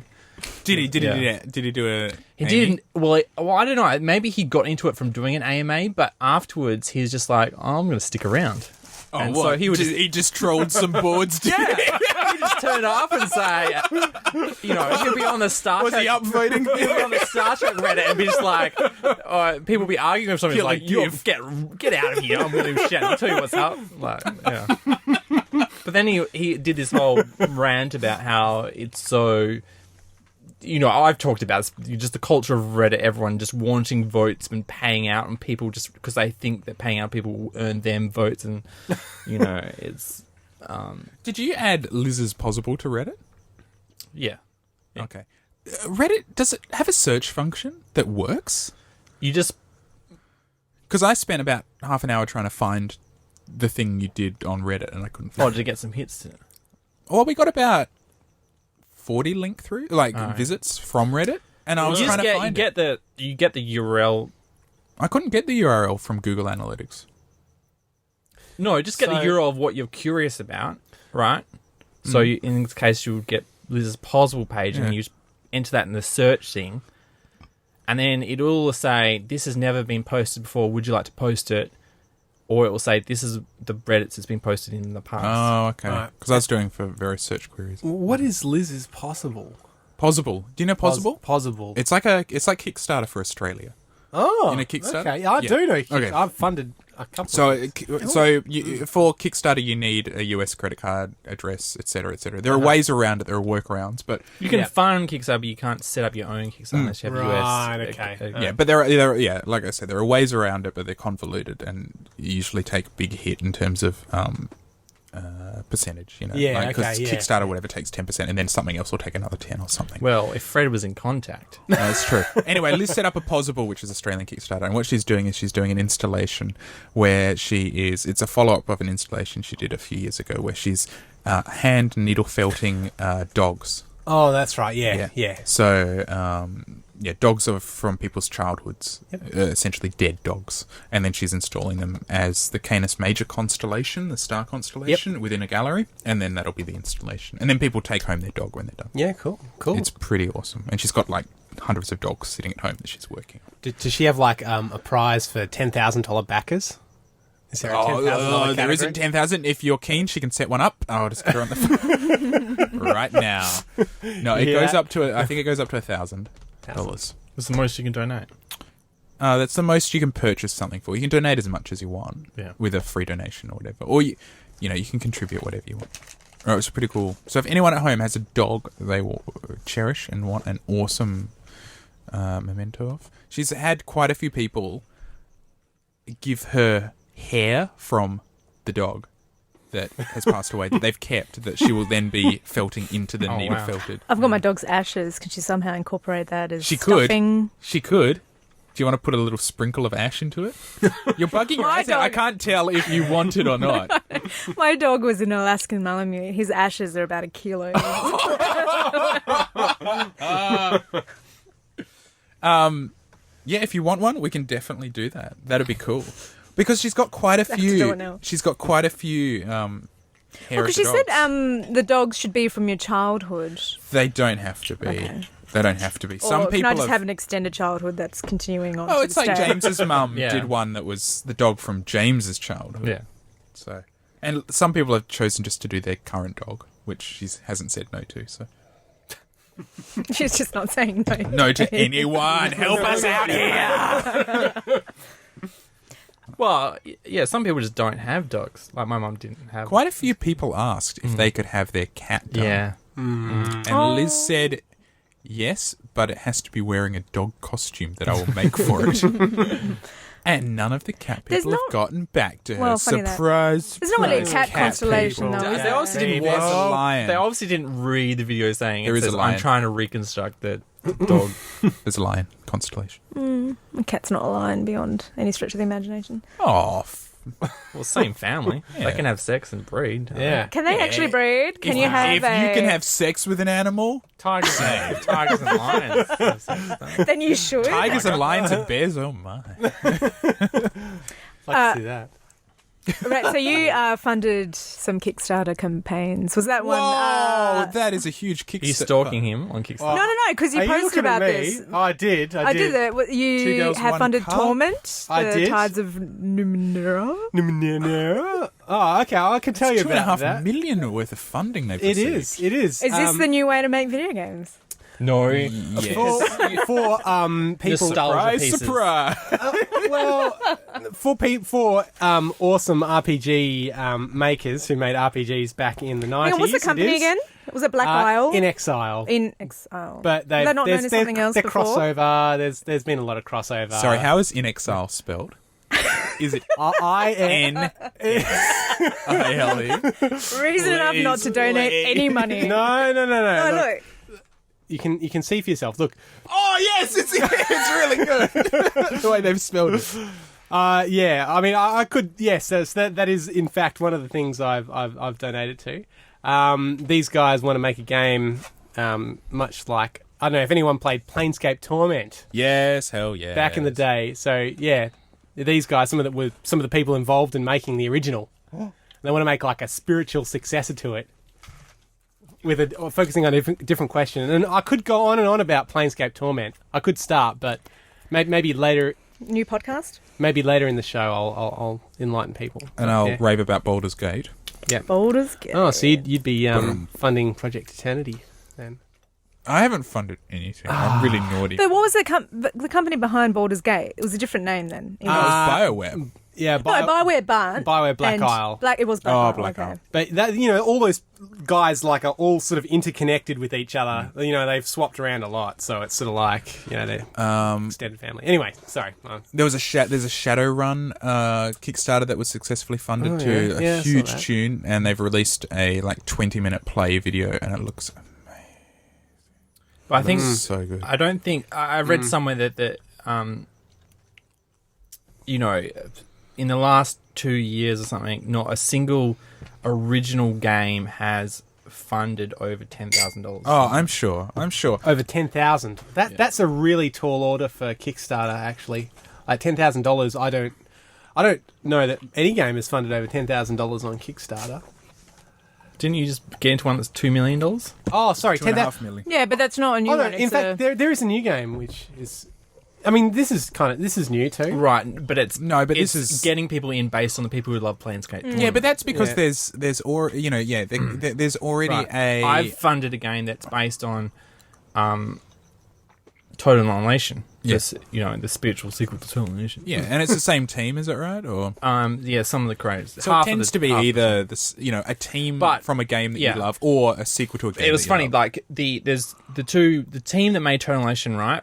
one people just did are doing this Planetary Annihilation, which is just a tribute to that, but I suppose it will have new elements into it, but basically it was pushing people in that.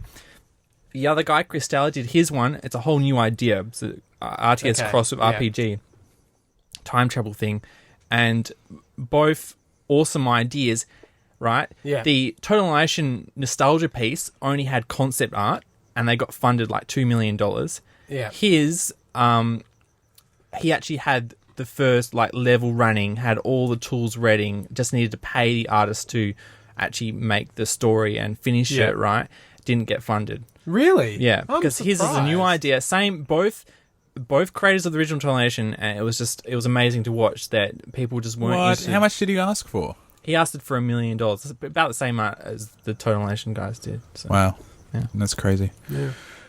Double Fine Studios had a huge Kickstarter as well. Again, but that's...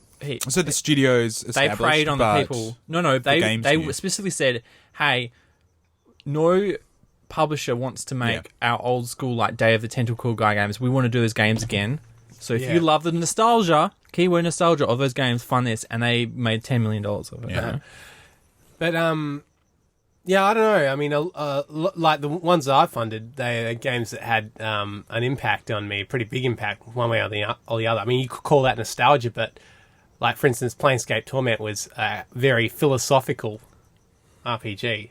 But is that sorry. No, go on, sorry. And so it's more being sold. I mean, I am being sold on the promise of something the same, but who else is making that kind of game? It's. I'm not knocking. I'm just saying that it's people. There's this real recession now where people go, "Oh crap, this is only going to help people who are already established." It's not going to be this indie thing that people hoped it to be. But is that because the standards of measure? When we look at this, we kind of go, "Oh well, there's the Torment Tales of Numenera, which has hit 2.5 million." What was their goal? 900,000. 900,000. Oh, it just ticked up. 2.5 million, which is an enormous success, right? And you look at Double Fine Studios, another enormous success, and I think there's a Leisure Suit Larry game, there's a Shadowrun game. Okay, so lots of retreads. I know, I'm looking forward to that. And we're looking at these enormous blowouts, runaway successes, but are there smaller indie games with smaller... that are still getting funded, not to the tune of $2 million. Yeah, well, that's what I'm saying. I think that's but why are they the just figure was different levels of $10,000. success? Your Liz isn't asking for more. It's only asking $4 grand. $4 minimum, right? Yeah. I don't know how you guys base it, but most people ask for half as what they actually need. So if some people would, I don't know if that's the same on a small scale, but most people ask for half of what they actually need, so they know that if it gets funded, they get at least half of what they need, and they can rescale based on that. It's I don't know interesting. whether you need $8,000. It was more like 7, so yeah. 7. So that's... So it was that other thing where it's like, we're confident we can get 4.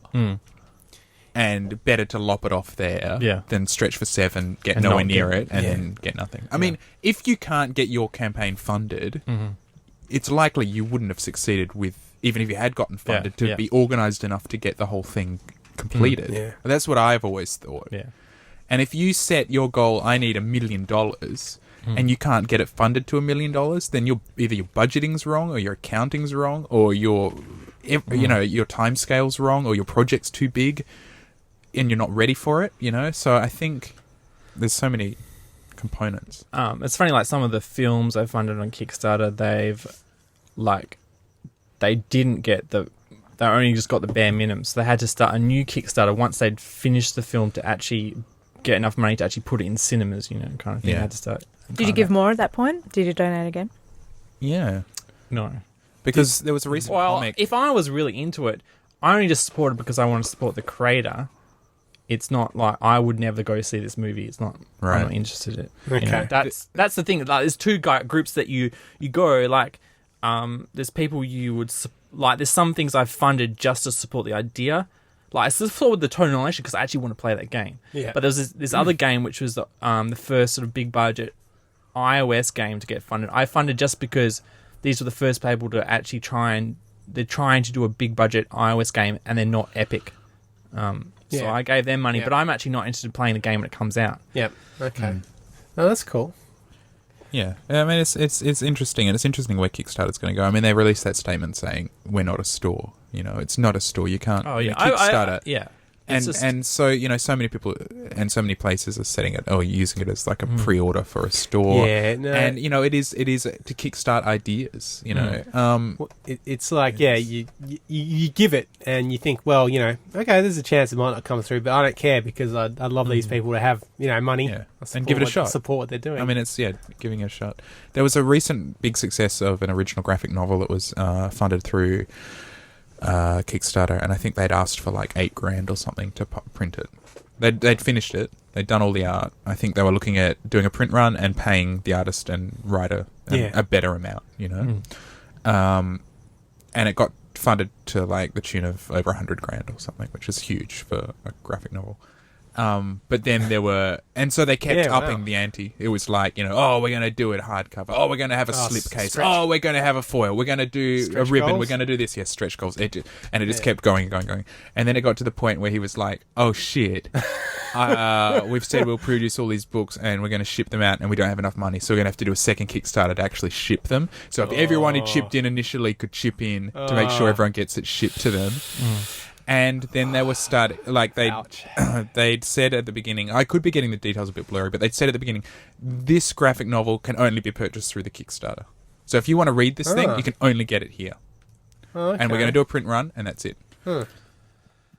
Hugely successful, and then they started selling it to stockists and like distributions and things. So then these people were getting copies before the funders were getting copies. I don't know. That sounds it was huge, shifty, and dodgy, and wheeling. And the artist just said like, "Fuck it, take my name off it. I don't want anything to do with this shit." He wasn't running the campaign, but he's really pissed off. I'm out. Yeah. It is kind of annoying because there's been a couple of projects where.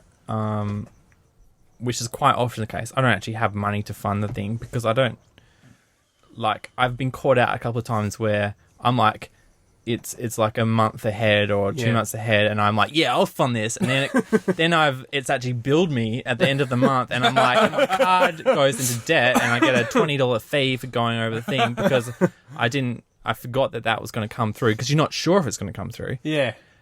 So now I'm really cautious about what I fund, and there's a couple of things that I haven't funded because I knew that we were going to have the money, but then when I did have the money, they're like, oh no, you can't. Well, it's a limit of Kickstarter where they say you can't even back it anymore. I'm sure they wouldn't mind extra money, but there's one thing I wanted to fund last year where, and if you actually backed it, you got the product last year, but only now I think. In the second half of this year, they're going to release it to the regular people, to buy separately. So that's kind of annoying, but it'd be kind of cool if Kickstarter was able to leave it open for a period. With Possible, once you finish your campaign, you have the option to turn it into a store where you can keep selling that that's good. what So a it good rolls idea. straight into like an Etsy store, essentially. I like that a lot. It's really clever. Because I'm like, Kickstarter. That's what Kickstarter needs. That Kickstarter should definitely do that. Yeah, you do, because sometimes you load it up and you go, man, I would have really loved to have funded that thing. given something and to gotten that. Jules, I said saw you had open Discworld Noir. I did. Do you want to talk about Terry Pratchett? Not really. No, I was just thinking of... Because there was a documentary on him last night. Was it the one where he talks about where he has Alzheimer's? Yeah. Yeah, I've seen it before. Oh, okay. Then we won't talk about it then. No, I mean, I don't know. Unless it's a new one. Is that what you're more being about his assuming, Cameron? Alzheimer's. Oh, maybe. Yeah. Did you want to talk about Discworld though? No. I was just looking bored of for our my. conversation. No. I was just thinking about games that I would like to be remade or that whole nostalgia thing. Which games? Were you a fan of the Discworld PC game? That Discworld Noir was the one that I played and I talked about a few weeks ago. And okay. I didn't hear that. I'd like to see another Discworld never game. That was a played great Discworld game. Noir. I played the Discworld one where you were Rincewood. Oh yeah, that was the other one that came up first when I did the Google search. But I loved that game, and I recently looked it up and was like, and all the reviews were like, no, this is not very good. The writing's great, but the game's so crap. And I was like, oh man, I used to love that game so much. Yeah. I played Discworld Noir at the same time that I played Grim Fandango, which is the other one that I would nice. like to. Wow. That was a great game. That was Double Fine Studios, Um, wasn't it? terribly underappreciated. In theory. And they've got their new game that's just come out called... Double Fine? Yeah, what's their new game called? It's just come out. It's got a funny name. Caves or something? Yeah. The Cave? The Oh, Cave. the cave, yeah. I also have their, free-to-play game on the phone, but I haven't even opened it yet. Oh, what is it? It's something about like you're managing a headquarters for superheroes. Yeah, middlemen of justice or something.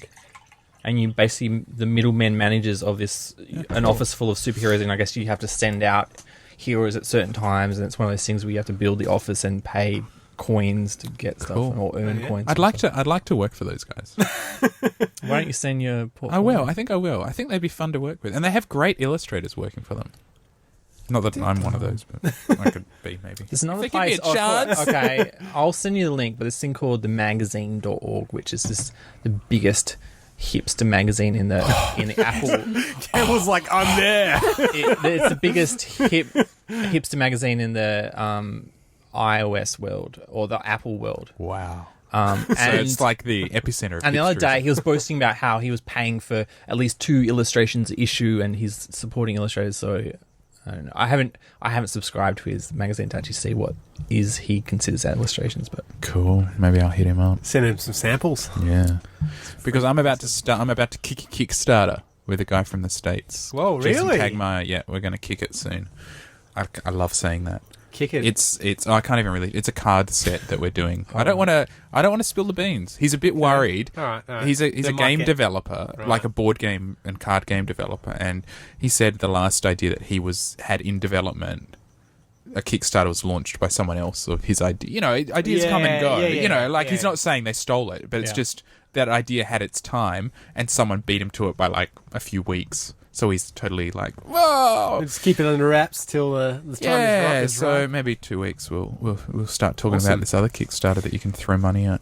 Do it. Who's the PR man? Him. Or I'm just lady. doing the illustrations. He's got the what are you connections. consuming? Me? I watched the documentary about Terry Pratchett trying to kill himself last night. Oh. That's grim. Who's Terry Fandango. Pratchett? Who's Terry What? Pratchett? Oh, man. Author of the I'm just playing the role of the audience. Oh, okay. Yeah. Oh, for those who might not know, Terry Pratchett is the author of the Discworld series of books, among other things. He's a British author, fantasy, hilarious, lots of wordplay, he's just funny, and like my primary school years were spent devouring, or later years were spent devouring his books, and then I just fell out. Funny but clever, like, really pointed social commentary. Oh, yeah, very clever on lots of levels. That great British wordplay, but also very, very examining kind of social and political issues, but in such a fun way. Such a great writer. And for some reason, I just sort of drifted away, and I've never gone back. I think it's gotten to the point where I'm like, there's like 60 books in the series, and I'm like, I don't even want to read one because where do I start? Sort of, you know. But he it's does kind pretty of- well, like in that. They're very you can read self-contained, the- and so it's really Yeah. silly. I should just pick one up and read it. And I met him in Garden City at a book signing. What? At a book signing, Okay. but I met him and had a bit of a chat with him and got my books signed. What did he sign them Nice. A Very pen? nice. No, What do you mean? What did he I say? mean, like, what did he write? Oh, I Yeah, can't it's remember. like, I'll have I to want pull to them die. out. Don't you, like, look at it If I every ever get day? Alzheimer's, kill me. Kill me, Campbell. Kill me. Oh, imagine if 40 there was, volumes. imagine if Discworld. there was a call to arms in my book. I need to go you home should, and you should go and check. read between the lines. Yeah, my Campbell. fate is in your hands. Maybe he wrote that. So is he trying to kill himself with Alzheimer's or because No, he knows it's with coming? Alzheimer's? Yeah. But wasn't trying it? to get- He's Look, I don't know if aware. it's the same documentary that I watched, but he's like looking at his options because Yeah. he's got a particular type of Alzheimer's that is kind of a bit rarer in that he's not losing his writing faculties. Oh, okay. He's not losing the faculties that most people lose when they have Alzheimer's. He's still able to write.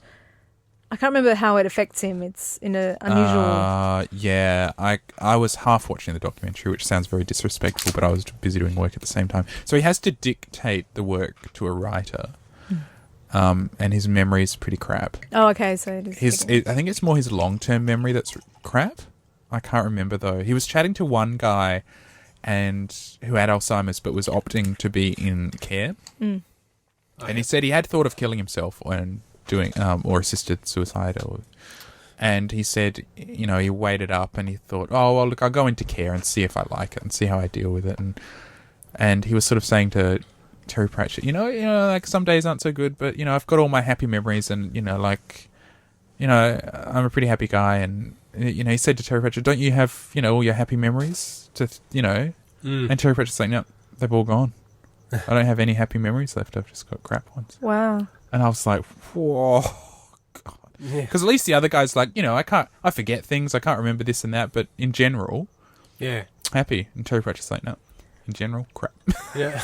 That's really sad. And he followed some people to Switzerland as they were trying to kill themselves, and it was very upsetting. And Terry Pratchett was sort of someone was saying, or Terry Pratchett was saying that his wife is sort of like a bit, you know, doesn't want him to go through with that, is like wants to care for him and wants to. And Terry Pratchett was sort of saying, well, you know, I don't want to be a burden, and I don't want to do this, and I want to have autonomy. I think it would be hard, like, for someone who's, you know, sort of enjoyed and relied on, you know, their mental faculties their whole life, you know, someone who's that's sort of their thing, you know. I mean, if that happened to me, I'd sort of be like, well, do I really want to go through losing everything, you know, like this? And that's sort of what I remember when he first announced it, because he was very public about it, and he announced it, and my first thought was like, oh, what you know, it's so cruel to have that happen to him, of all people. Not of all people, but, you know, you know, he's such an incredible craftsman of language. And that's, I mean, he was lucky to have a particular form of Alzheimer's. It affected his motor skills, but not his ability to think about what he was writing. So, yes, he had to dictate, but he could still conceive of his work. Oh, okay. But obviously it's degenerating now. But for a while... Yeah, it's a very charming disease when you first get it. It's sort of like, oh, isn't he cute? He's sort of a funny old duddy. And then you just become brain dead and you're a vegetable.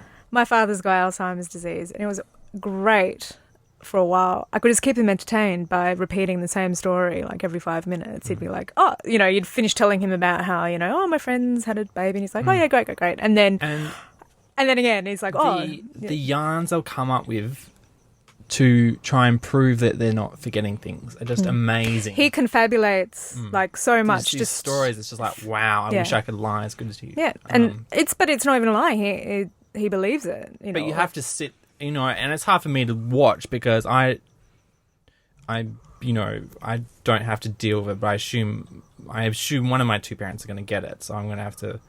You assume what is it run? Is it genetic? Or? I don't know, but it seems everyone gets it these days. Okay, I mean, do you have a family member who has Alzheimer's? Pardon? Do you have a family member who has Alzheimer's? One of my grandmothers died of that. Okay, and so I didn't, because they had the rest of it. I didn't have to deal with the gross stuff. I just had to. Only when I was a kid that I had to deal with it, and that was the funny phase where it was just, oh, you're so funny, you've forgotten to where we are in the car. Yeah. But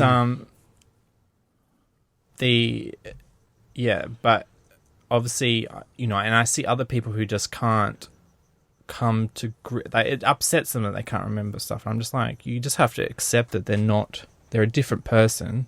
They just happen to remember things. Yeah. But then I couldn't say that because I don't have to deal with the nitty gritty of when they're trying to murder the person in the nursing home with them, you know, because they think they're a murderer in their house and they're trying to. Yeah. Yeah. So that bring it down. Does that happen? I don't know. Yeah, because they forget who people are, so they think if you're sharing a room with someone at the nursing home, they'll go, "Oh my god, this person's invading my house as a burglar." They don't know that. My grandmother has Alzheimer's, and it's quite. My grandmother would beat up other men in the nursing home. Oh my goodness!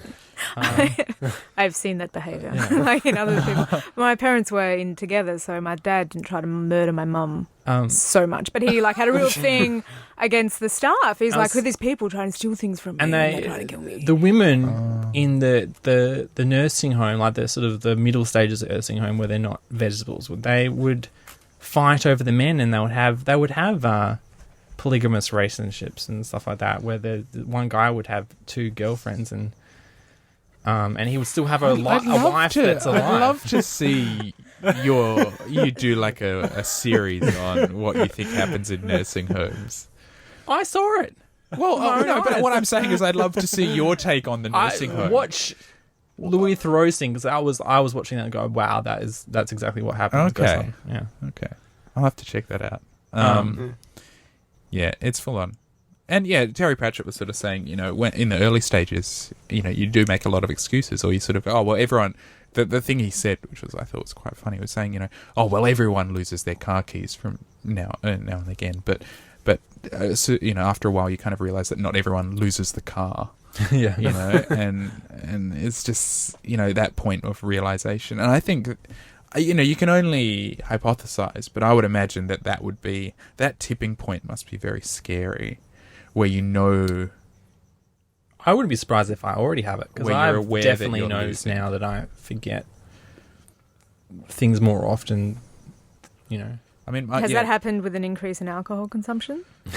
No. If only you had an app that would just track. Well, you meant to drink 2 glasses of red wine a day. It's meant to keep the Alzheimer's away. Meant to. Yeah, and also 2 glasses a day constitutes binge drinking and some. Well, you've got to choose your liver, or your brain. Yeah.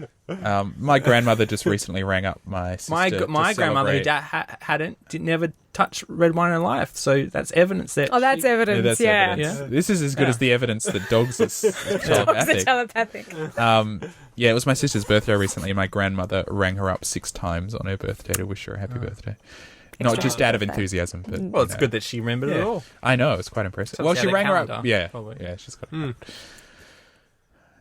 But yeah, it's hard, and I think it. Yeah. But is this something? Do you think it's something that we're seeing more and more as our bodies live longer? Oh, yeah. Our brains don't keep up. That's what I was saying, that people saying there's an epidemic of depression. There's just every day there's more and more cases of depression being diagnosed. It's literally considered an epidemic. And I'm just like, is it just that the first world, our lack of need for survival skills, we just start to worry about death more often because it's coming and we're just sitting around doing nothing, and that's why we're depressed? Or maybe, the nature of our system, breeds kind of anomie and like disillusionment, disenfranchisement. Is it really an actual disease that is spreading? I don't think so. It's just people are becoming more aware of it as we have less and less problems with the rest of our lives. It's like we just have to find something Or new do we to have worry more about. and more problems with the rest of our lives? First world problems. And I'm not knocking depression at all. I've been through it and I know what it's like. Like it's not something that you can just switch off or anything like it. It's Just get over it. Suck it up, princess. Toughen up. just drink a lot of alcohol. That's what I Self-medicate. do. Everyone Don't listen to any advice that's been said in the last 5 minutes. I'm just going to speak out on behalf of people who are suffering depression or have suffered. Just Look, It's all tongue-in-cheek. I conquered it with that. If I'm just giving you my you advice. think you suffer depression, visit beyondblue.com.au. it's also the mental Seek health help. line you can ring up Yes. for a chat. Look, Anytime on that. if you've got a broken brain, it's just like if you've got a broken leg. Go see a doctor. Yeah, damn straight. It's nice. And I've Julie- broken my leg and my brain. He's broken And I went to everything. the same doctor. Chiropractor fixed me up both times. Nice. Did you see a homeopathist? Good I saw a efficiency. homopathist. He fixed one particular bone. That's right. There were lots and lots of suppositories and enemas involved. I don't know why. Vegan, slightly racist. Someone That's our line. known to me is going to get An enema or a suppository?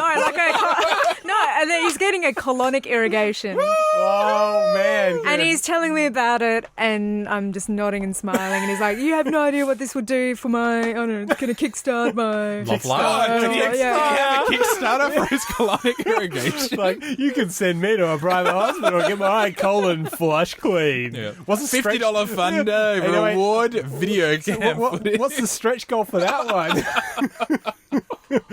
You get like a free sample, maybe? Sorry, okay. I'll turn it back. Foil stamping. Yeah. Is he homosexual? No, he's not homosexual. No, but He's just a big believer. Oh, he wears one of those Nappies? wristbands as well. You know those exercise bands that are supposed to inspirational stimulate quote? your. Oh. No, like there's a band you can wear and it's supposed to like resonate with your positive and negative. No, are those like buckles. magnetic socks for old people? Yeah, but they're like, it's supposed to help you when you work out. Sounds So like he bullshit. believes in, oh no shit. And then he was Campbell. telling me, the other night I couldn't sleep and I figured it out. It's because I was still wearing it. You know, so just a nod and smile. I'm trying. As far as I know, there's very little proof that colonic irrigation does anything for you that's Except of any benefit. feels really amazing. It probably does feel amazing. Our friend, who shall remain anonymous, he is a homosexual, and this was pre him coming out. So we were friends for a really long time before he felt he could come out about it. And then what? You just dumped him after that? After that, I was like, fuck He off. dumped us. Faggot. He literally flew to Sydney and then called us when he got there and said, He "Hey, I'm did. gay." Yeah. I'm not even exaggerating. That is actually literally what happened. Oh, was he afraid that you wouldn't? I think he's running away from his parents. I know. Yeah, I felt really, I was really happy for him that he was, you know, comfortable to say that. But then I felt really bad that I felt guilty, like we'd created an environment where he didn't feel like he could tell us. Do you know what I mean? That's how I felt, at least. But then he assured me that it wasn't the case, that it was his family being we dickheads. had homosexual friends in the group, I know. so I don't know. Anyway, whatever. But before coming out, he used to go on and on and on about colonic irrigation. So much. yeah. So much. So much. Really? I drew pictures of him having a colonic irrigation with his best friend. Yeah. Having it together. So that was just the But top. I think it's a big part of the gay lifestyle. You've got to get it clean. Well, look, I don't know. I'll just throw that out there. If you go onto Yahoo Answers and just say, "I'm having anal sex on Saturday. When do I need to start setting up?" It's a whole world of suggestions. Something you've Not asked. really. You've Yahoo asked that questions. specific question. Yahoo Yeah. Answers? Yeah. Not Is that Reddit? No, Yahoo Answers. Oh, yeah. okay. Jeez. I thought there's a anal wikia, isn't there? There probably is. Support.grindr.com. Facts. Yeah. Fag facts. Yeah. It's probably a fact. Live strong. Oh, is that Lance's bullshit? Yes, it is Lance. I'm just trying to find this. I don't know if they even Do magnetic bracelets work? He's- They're not- No. no, Take it's not in- Speed. Take He's steroids. the- The bracelets are He's bullshit. the modern day Batman. He took on the world. He took on this He dirt. fought crime and corruption. Yeah, he won. And he made a $500 million cancer foundation with the proceeds. I know, and everything's been sullied because of the way he did it. Or What if I cure Or cancer? he never, or that never would have happened if he didn't do what he did. Yeah, probably not. What if Lance's? shouldn't have fucking What if taken Lance's drugs from- Well, corporation? he never would have won though because he was racing. boo-hoo. He was racing against a bunch of cheaters. He wasn't the cyclist of Oh, so they all cheated. Okay, do you know what? There are lots of people that don't. That's what you're saying. So all that Batman did was sullied. Batman did all of Batman. Was sullied by him. Was it killing Harvey Dent at the end of Dark Knight Rises? So hold on. What It's if? okay. He sacrificed. Well, no, he didn't. Spoilers. What if Lance Armstrong's foundation, in conjunction with the Japanese whaling fleet, cure cancer? How conflicted will doctors be to prescribe this cure? Yeah. Will the international community have to just get down on their knees and say, "We're Yeah. so fucking sorry, Probably. I guys"? think that would be that would be begging. It would be I'll put a begging. link in the show notes, but you'll hear Bill Burr. He was talking about this, and it was just talking about hypocrisy of Oprah interviewing him. Hypocrisy. Yeah, on Why does the she interview. take steroids Like too? her whole career was launched by her interviewing midgets about having incestuous relationships with their daughters and Oprah's sons. And, so hypocritical. and then That sounds and then she amazing. built her career, and then she became a good person after that. Like, Ah. Look, in her industry, it's okay to do whatever it takes to get to the top, but for him, yeah, we've spoken about drugs in sports before, and at what point is it? Who gives a fuck? It's I all think they rigged. should give him It's the all Nobel Peace bullshit. Prize. It's all farce and smoke and mirrors. He fell on his sword to raise $500 million for cancer. There's no one else in the world who can How say did he that. fall on his sword to do that? He admitted to taking drugs. Oh, after how long? He didn't fall on his sword. He didn't come out and go, yeah. Even when it was completely obvious that he had. He didn't, at that point, say, no, it's right. No, everyone's right. I did do this. He waited. I think he's a national hero. And I'm not even American. An international hero. Whatever, shock jock. I'm not shock jockey at all. I don't know how you can argue against this. You're just Hippocratic. Hippocratic? Hippocratic. You've taken that Hippocratic. Old school. Why am I a hypocrite? Do I take steroids and then go and win? Well, Yeah, where's you your roid up $500 and then you- $1 million for charity? I don't earn that much money, but, you know, Or maybe I if you donate took to some Oxfam. steroids, you would. Would you take steroids if it would guarantee a $500 million donation Yeah. to charity? Question of the week. Would you Are you comfortable with the amount of you shrinkage cheat? involved? would you Hey, cheat? he sacrificed his scrotum for this. He only had one ball. Question, All that extra space, it wasn't being used. question of the week. Would you cheat a corrupt sport to raise $500 million for the charity of your choice? I would do it. I would do it in a I would second. cheat You know the what? fuck He out of didn't this go sport. into He didn't taking murder steroids. No, anyone. okay. He didn't take steroids thinking I'm going to raise $500 million for my charity. He took steroids to win, and then he used that power He to. could have taken that $500 million and bought an island and ran off. No, he did good things, but I think he already owned an island. Look, but you know, it's not just Lance Armstrong; it's the whole cycling federation that made was millions of him. complicit in it. No they one wanted to make in the a US star cared out about the of Tour de him. France until he came along. They made Yeah. millions of it. and it doesn't count if Americans don't care about it. and they, you know, they wanted a star. They wanted to raise the profile of the sport. There were blind eyes turned left, right, and centre. He couldn't have gotten away with it for that long at that level, under that level of scrutiny, if the institution wasn't complicit. And what he did the was 13 or different something to what people behind him Tiger in Woods each race did. have all been convicted of drug taking in the Yeah, past they as well. all take drugs, so Yeah. just say it's on. Yeah. Fucking do it. Do it. Turn We're me not into a going to test Cyberman. you. It's bullshit. We're I not going to think- test you. We can't stop you. We don't want to stop you. Cycle hard, break all the records, do whatever it takes. The tragedy of him becoming a scapegoat, who was the one guy who went out there and actually did good. It's just, it's just a hypocrisy, you know. Like, let's get these other people that were behind him in the race, who were on drugs, who weren't raising $500 million for charity. Put them, let's lock them up. You know, they're the scum of the earth. He's not being locked up. You know, let's not He's pretend. going to spend the rest of his life in court. Well, you know, and maybe he should.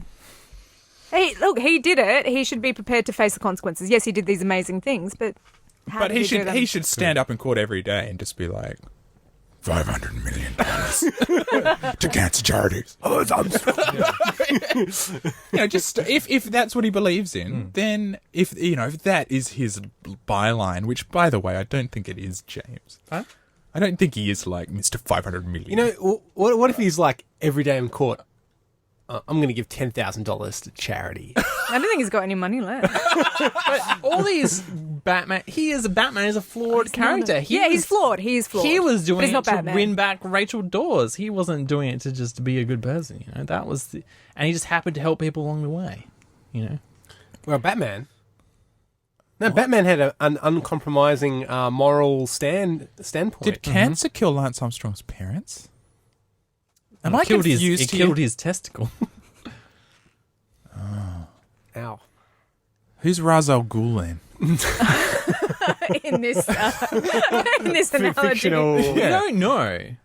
We don't know yet. Who's the big no. wig in the Yeah. international cycling union that's letting this Pulling drug the taking go strings. on? And he beat the system. Is his wife about the Talia al coach? Ghul? The coach. Oh, no, there's- that's Alfred. Who's Alfred? No, but that coach, he was Doctor. He was like Dr. Death, wasn't he? The coach that gave him all the drugs. No, isn't that an executioner in the States? But Morgan Freeman's character, who's that? The one who comes up with all the bicycles. This This is No, he comes up. he is Batman. You're buying into this now. This is incredible. We haven't found a single other person I- to fill out this cast of characters. Back to the ridiculous bracelet that my friend wears. It's Sorry, called a hologram bracelet. Does it project holograms? It's a small rubber wristband filled with a hologram. fitted with a I had one of hologram. those toys back in the 80s. Manufacturers have said that holograms optimize the natural flow of energy around the body and so improve an athlete's strength, balance, and flexibility. So Wow, it's all really? bullshit. And yeah. Amazing. Are there any... that- Is this by the same people that did the dog psychic dog The research? same people that market Well, the ab crunch. That, you know, Hey, that thing hologram works. is a great way to think of it, right? Okay, so if we all look away, right, to the opposite side of the room, so we can't see the table. Yeah, you do that. Everyone look away. You're looking away. Yeah, This is making crap radio. Okay, now look back. The table has moved. Has it? In the quantum What, in time space? quantum world, when something is Oh, not when- observed, it moves, and they've actually measured this stuff. But this is I'm gonna quantum. This is not the quantum extremely- level. No, I'm going to disagree. What is observation? You're saying it's just humans looking at something. sentient objects. No, that's not what observation There's no is. plants As in a here. Anthropic physicist, principle. observation is interaction between objects. Objects interacting all the time. Electric fields, gravitational fields. That counts as observation. Doesn't need a will behind it. Observation is interaction between So the fact that we're all particles. perhaps still leaning against it. It's nothing to do with us. I mean, this table is like composed of millions and millions and millions and trillions of particles all interacting. So it's a macro quantum object. well, a macro quantum yeah. object. Is Yeah. that a legitimate term? But it's no. So observation is it's not just humans. It's everything is Sentient objects. Plants. Those can No, be it's not- witnesses as well. without too much. any. Well, it's not just Anything that any- has me. senses. No, it's anything that interacts. It's not senses. It's nothing to do with senses. I just want to make that very clear. So as a what's physicist. interacting the table when we look away? Well, everything, isn't it? They're all the look, bits are billions of particles all interacting all the time. Mm-hmm. It's not about consciousness. It's not about consciousness. It's about interaction. No, Is that so? That's like the, as a non-physicist. is. I got this information from was the best. No. I got this information. Fine, I've got a PhD. Well, I'll just stand in my in PhD gravitational tomorrow, will I? physics, not quantum physics. What about it? Well, I was listening to a podcast from a quantum physicist, and he was just like, "Look, if no one's looking at an object, it's constantly moving, and it's only when we look at it and observe it that it becomes static in a location." Are you talking about like a prioris, like psychological constructs? The Heidelberg. What if he had have been? I don't know, maybe speaking more clearly, he would have said. I mean, and looking at it is any kind of interaction. So you can have two particles interacting with each other. Mm-hmm. That's effectively an observation. An observation is some kind of interaction that allows you to determine a position or a momentum or some measurable But quantity. if no one's looking at the table, how do you know it's even there? How do I... What? I mean, okay, this isn't a quantum physics question. This is a philosophical question. Well, yeah, but that's down to... It's all the same ballpark. Well, what's the difference between the matter in my brain and the matter in the table? I don't know. Wait, can you answer that? Well, I'm a physical... Well, okay, I adhere I mean, to... I know I'm a that there's- physicalist. I know there's no. difference in the cells in your toe, and I to my knowledge they don't know, but the cells in your toe and the cells in your brain are different. They have a different code that makes them up. But aren't they all composed of the same... Mass, yeah, but they're somehow matter? reconfigured in a way. There's some code that's running inside. All right, so what is the It's part... like what the is- Matrix. Have you seen the code that yeah. runs down? What is the part that's in my brain that gives it this amazing power to observe?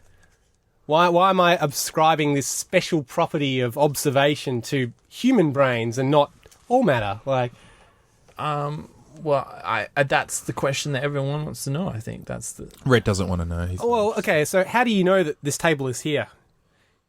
What's as I understand Well, we come to everyone who's observing comes to an agreement. Then, can you see this table? Can you feel it? but what is it that's getting into your eyes? It's things that are bouncing off the table. Mm-hmm. It's photons from the light.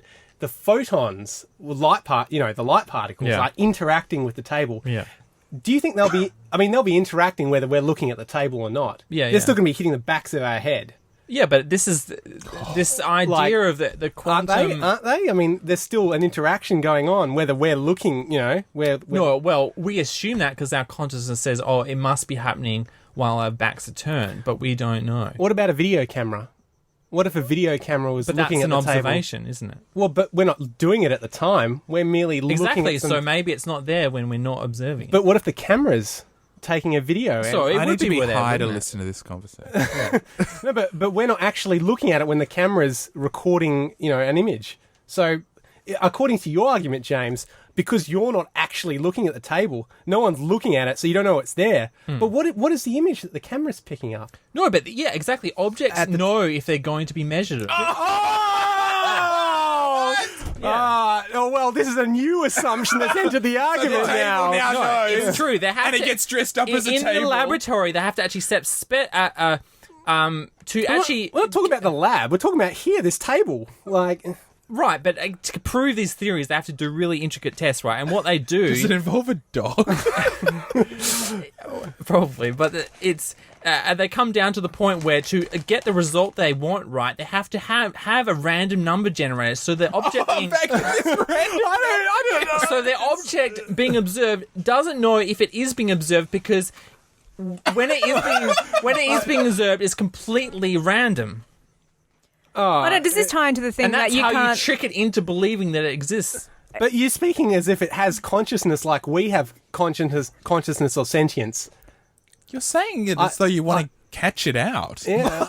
Not This is what- existing. This is what they have to do in the lab. They have to catch it out by putting this random event in between the Do you think all of a sudden it's observation going to be the tool. Empire State Building or They something? don't have to do that. In fact, you can observe what's called the uncertainty principle in that, there's a whole field of physics, and at the fundamental level, if you talk about individual particles, it's incorrect to say that you know exactly to give you one example, exactly where it is precisely, Yeah. and precisely how fast it's moving at the same time. It's information that you cannot determine through an experiment. Not that you're looking at it, you've got Yeah. some measurement devices which are picking this up. But that's what But they that- do with it, isn't it? The split light experiment, right? They send it through. You talk about this so much. I There's know. a double slit experiment. double slit experiment. Doesn't yeah, that right? prove the existence of parallel And universes? it's Yes, Um, that's what he's always saying. she knows about it. What, knows about what? I don't know. What am I going to have to... You're like mixing all of these different What? stories you've heard about quantum physics and put them all together. All these vague and slightly offensive stories about quantum. But that's the thing; they can only work out what's going on, right, when it's not being observed. But how can you not observe something but still observe it? Change something by observing But what it I'm saying is, at a what's an quantum level. observation, James? What do you think an observation is? It's a measurement. It's like you are going, oh, I can see that, I can Right, hear that, I'm watching you. I'm watching. I can feel Okay, you, no, I can smell Fair you. enough. It's measurement. But what is a measurement? What is a measurement? It's an observation. What is an... Okay, but in terms of a universe that has particles, what is a measurement or an observation? What does that mean in, you got things which are bouncing off other things... So what if you have a video Well, camera? it's something that's been constructed in our consciousness, right? It's an idea So it's that's our created by a consciousness. human consciousness. Yeah. Well, Okay. I'm saying... Wait, Jules needs to I say don't know. something. I don't really. Well, You've been trying to say I something. know, but then Rhett started talking about Sorry, it, so that's covered. I just got to say, and I'm saying no because these things would happen whether you're looking or not. These are processes That's which an happen. assumption. No, it's not. That's an observation. You never even answered my video camera claim, before, Right, but before. if you're looking at the footage from the camera, Well, right, it's you're already observing it. but it's already happened. Or maybe it's going back in time. So, James, are you sort of proposing that the eyes, and let's just use those as one sensory organ, the eyes, for example, rather than I being mean, I see what receptive he meant. I devices, don't not are denying what he's projecting saying, but devices. it's on a quantum And you're level. forming the universe around you constantly. Is that sort of what you're proposing? That we're not taking in all of this, that we're actually manifesting this. Well, I think he's proposing the universe has On been a created for on a humans, philosophical, for sentient beings. on a philosophical Anthropic. level, right? Where Anthropic The anthropic principle. principle. the universe Is that what you're subscribing to? I don't know, but I'm just saying Are on you a subscribing or observing? philosophical level, right? The universe is created by what you observe, right? If you're dead, nothing exists, right? Only if you're a solipsist. Well, you, for you don't you. exist. If you don't exist, nothing exists. Because there's no consciousness to know whether something exists or not. Okay, but So the consciousness is a constructed idea as it is. So that the consciousness is where people are observing things and measuring, and they create it. okay. And like I was saying with that thing, like with that, when they had those humans meditating, right, and then they had that random thing, and then just by having the people meditating and thinking and letting the probability waves expand and be bigger, that affected this thing that's not connected to them at a faster than light speed. So we know. But I that- don't. Are you proposing? I think where you're approaching this is from a philosophical point of view, that the individual is the center of experience and the center of the universe, and that everything radiates out from that. And you're searching for ways to overlap that with quantum physics. No, I'm listening to quantum physicists talk, and they're talking about quantum consciousness, and I'm a physicist, and I'm not gravitational saying any of that stuff. No. This is the worst podcast ever. This isn't what James was hoping for. Like, okay. Well, what about? Was there a time? I'm worse than Fred. I'm worse than Fred. Fred would argue this much, wouldn't he? Oh yeah, Yeah, Fred yeah. would boo as much. But he wouldn't even try and have an argument. no, Fred wouldn't even wouldn't be drawn Fred would in. not engage in this. He would just go, "Shut up, you're an idiot. You don't know what you're He'd talking be about." like, let's talk about hookers and stuff. That's what he's like. You know what? The one thing We've lost our shock jock factor. just to bring back Fred for a second. Yeah. And if we close our eyes, I'll project him into this chair as though he's really here, Yeah. and you won't know. So close your eyes. I'll Yeah. look, and I'll tell you he's here.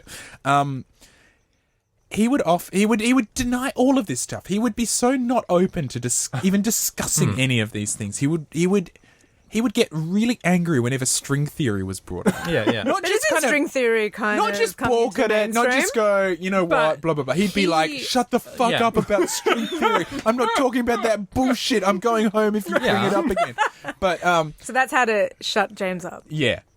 But hold on. The one thing he would constantly bring up was the men who stare at goats. Yeah. And the experiment where that man stared at a goat until it dropped over dead. Yeah. And Fred was like, look, I don't know how to explain that. That's like the one thing he will give you. He will just be like, I don't know. It happened. I can't explain that. Yeah. So that's the inroad. He's got to go home and do that one day. Was he trying to get some bug? No, he's got two fish. He's got that's Kanye and Kim. Yeah. And he's going to try. I tried to get him to go home and try to kill one of them. But he wouldn't do it. No, but he said he could if I wanted to. Yeah, he said, He just didn't have time. Yeah, it was like, oh, I'm not going to spend a day doing that. And I said, what the fuck else are you going to do? You've got nothing else going on. Yeah. I was like, well, I'm not doing that. I said, just get baked and stare at it. You'd love that. Yeah. But it's the same, like, he was all anti-NBN, and then he went to a lecture in Sydney, and was like, oh, I had a guy explain to me, and I'm like, yeah, it is actually really cool, sorry, guys. Like, he doesn't believe anything until someone explains, and when that's fair enough, you shouldn't believe anything until someone actually says to you, oh, Someone this that's is a not cool you. idea. Pardon? Someone that's Yeah, not no. you. No, but James. I've been consuming all this quantum physics stuff, and I'm like, wow. I'd say you know? question it on every level. Question everything you hear, kids. Yeah. Don't let it pass you by. Poke it. You should question Poke it. Anyway. So what I've been Did we get any deeper? Oh, James hasn't what done her James? consumer. Yeah, We're going we this haven't way heard from around. James, Well, I man. haven't heard from Oh, Jules. well, bringing the Jules. conversation down. The No. only okay, what did I good. consume? I played the new Tomb Raider game. Oh, feminist corner. Hello. We've bypassed. Whoop, whoop, whoop. Can Right, we intersect the two? Is this the perfect storm? Probably actually kind of ties into Jules, wasn't feminist that corner, and Tomb Sarkeesian, Raider. the tropes versus women? Anita Sarkeesian. Yeah. I wrote notes and then I can't read my own writing, and then I was trying to. I thought I'd do a legitimate. No, I did. I was playing it, going, okay, I'm going to talk about this during the podcast, and I'm going to write notes about what I actually think about it. And then I just stopped because I just wanted to play the game, and it was. Oh well, that's the. It was Good game. look, I haven't finished it because I had to return it to the video store. Hope no one saves over your save file. Yeah. I don't Oh. save my files. To Oh, it doesn't work like that. It shows how old school I am. I'm like, grandpa cartridge. Arr. Oh no, fucker saves over my cartridge. Sorry. It's okay. Look, I really enjoyed it. I really liked the character progression. I know that some reviewers were kind of a bit iffy on the whole. You're starting off with someone who's... I mean, it's an origin story for Lara. How does she become the Tomb Raider? And she starts Were off her at parents killed by a tomb? And she swore she would raid all the tombs in the world. I don't know. I found it a really good... look, I haven't finished it, but yeah, really, the character arc is really good. I don't mind her being vulnerable at first because she works towards becoming a strong character, and she's A strong female. a strong female character. Her breasts are a lot more reasonable kind of proportion. Don't know that turn off. No men are gonna play it now. But That's a bit unfair to the people who are riddled stayed with large true breasts and to have the- sore backs and Or issues stayed that- true to the franchise. yeah, and who are also Tomb Raiders. Yeah, there's not many of them. Anyway, So, Do thumbs up. you know it's easier to get breast implants on health insurance than to get breast reduction. reductions? It is. Yeah. Is it? Why would anybody want to get this breast smallened? Smalland. I'm here to get my breasts smallened. N Smallland. In Smalland. Yeah, you can get them embiggened. That's easy. Emboldened. So, thumbs up. Big thumbs up. Yeah, how many How many Tomb- thumbs? Absolutely. I mean, look, there's a few things like they had this kind of weird, what do you call it, like kind of survival aspect to it. You're hunting animals, and there wasn't really any Bit kind of- of point. Or at open first world it's like you're going to survival. hunt an animal because she's the premise is she's on a ship and they're Okay. looking for this lost island of Yamata in Japan. Right. Yeah. And they get drawn into this vortex of, kind of like the Bermuda Triangle, and they get shipwrecked. And she's lost and isolated from the rest of her crewmates, and she has to hunt animals to survive. So there's Yeah, a scene, okay. where she kills a deer, and it's like, oh, it's quite sad. But then there's no other reason to kill animals anymore except that you'll get some XP. And you don't... I don't know. It was just a kind Yeah, of like an just thrown in ill thought there. out survival thing. I mean, Yeah. looking at things like Assassin's Creed, Red Dead Redemption, where they've got fully kind Yeah, of yeah. well formed hunting and stuff, gathering. But Do you think that's something they'll drop or develop for the sequel? I think they should drop it. But I don't know. It's kind of half-hearted attempt to Yeah. just be more inclusive. Not more inclusive. That's not the word I'm looking for. But anyway, to just try and expand, I think, what the game was about. But it's not. It's linear, but not too linear. You can go back and explore areas that you've been to. Is there's there a lots of- hub? How does it work? Is it just levels, or is it? It's not levels. Like you're exploring the island. So you start off at one point, and you're Is it exploring. sandbox? It's not sandbox. No, you've So got to. that'd be cool with Tomb Raider. It would be kind of cool. But then, I mean, the story is actually quite important in this game, where I feel like in the other Tomb Raider games, there wasn't much of a story at all, except I'm raiding tombs. And here, you're raiding some tombs, but they're kind of like, they're secret tombs. Like, they're Yeah, like right. optional kind of little mini tomb raiding quests. Oh, within the Tomb Raider. But most of the game is really about her trying to find her crewmates, the rest of her crew, rather, and escape the island and deal with the bad guys, because the bad guys aren't really the animals, like it's people this time. And I know that's happened before in Tomb Raider games, but there's been a big focus on animals and Yeah. wolves, and wolves are back. Kill lots of wolves, because apparently wolves are bad. Well, they'll get you. I feel a bit bad for Your wolves. guards I down. get the bad rep. But no, look, I really Skin a enjoyed wolf it. and wear it. I'd play a game where You're right. Lara Croft skinned a wolf and wore it. She In a is badass sort of Princess Mononoke, drew some Yeah. blood stripes under her eyes, and Yeah, I'll she's have one. she At gets the end of the hurt. day, she's a lot. still a mass murderer. Yeah, okay, that's the other thing. Like, that she's kind of depicted as, she's depicted as vulnerable, and it's very difficult for her to kill the first person that she comes across, and then she's just killing 10 everyone. minutes in, She's it's like, killing, she's killing everyone. Yeah, there's no like option to, knock your way someone, out of it. or like sneak around. Oh, there's yeah, a bit of it's pretty sneak. sneaking, but So the there's no sneaking Metal is really Gear just to get Solid sort of closer so you can stuff. kill someone. with a knife, quietly. By the end, my kill count is huge. I've killed a lot of people as Lara, and So and not there's feeling no sort of- very there's no conflicted sort of about it. Walking Dead style trauma of death and destruction that's embedded in there. Not a lot. There's a little bit of a nod to, I'm going through some things. So every half killing hour so there's a many cut people. scene where she's like, ah. She and does then it's freak back out to a another little hour bit. of like, bah, bah, bah, bah, bah, But then she gets on with it because, and I'm willing to. But that's the balance, though, right? That's a tough balance because in terms of gameplay, if you want like action and adventure, I mean, it's great. I really like games where you have to sneak, you have to be quiet, you can figure out a conflict in multiple different ways, you know. Yeah. It's not just, you know, you shoot them, you can sneak your way around or whatever. I really appreciate that. And yeah, but it's that contrast, like, Yeah, is she going to it's be a specific badass? Is she going to grow into a badass? Or Yeah. is she going to grow into a different sort of badass that doesn't have to There's do no that option. She's over- just yeah. going to grow into a badass. And then how do you keep the character vulnerable I think it's a really tricky thing that they've attempted to do in terms of a narrative.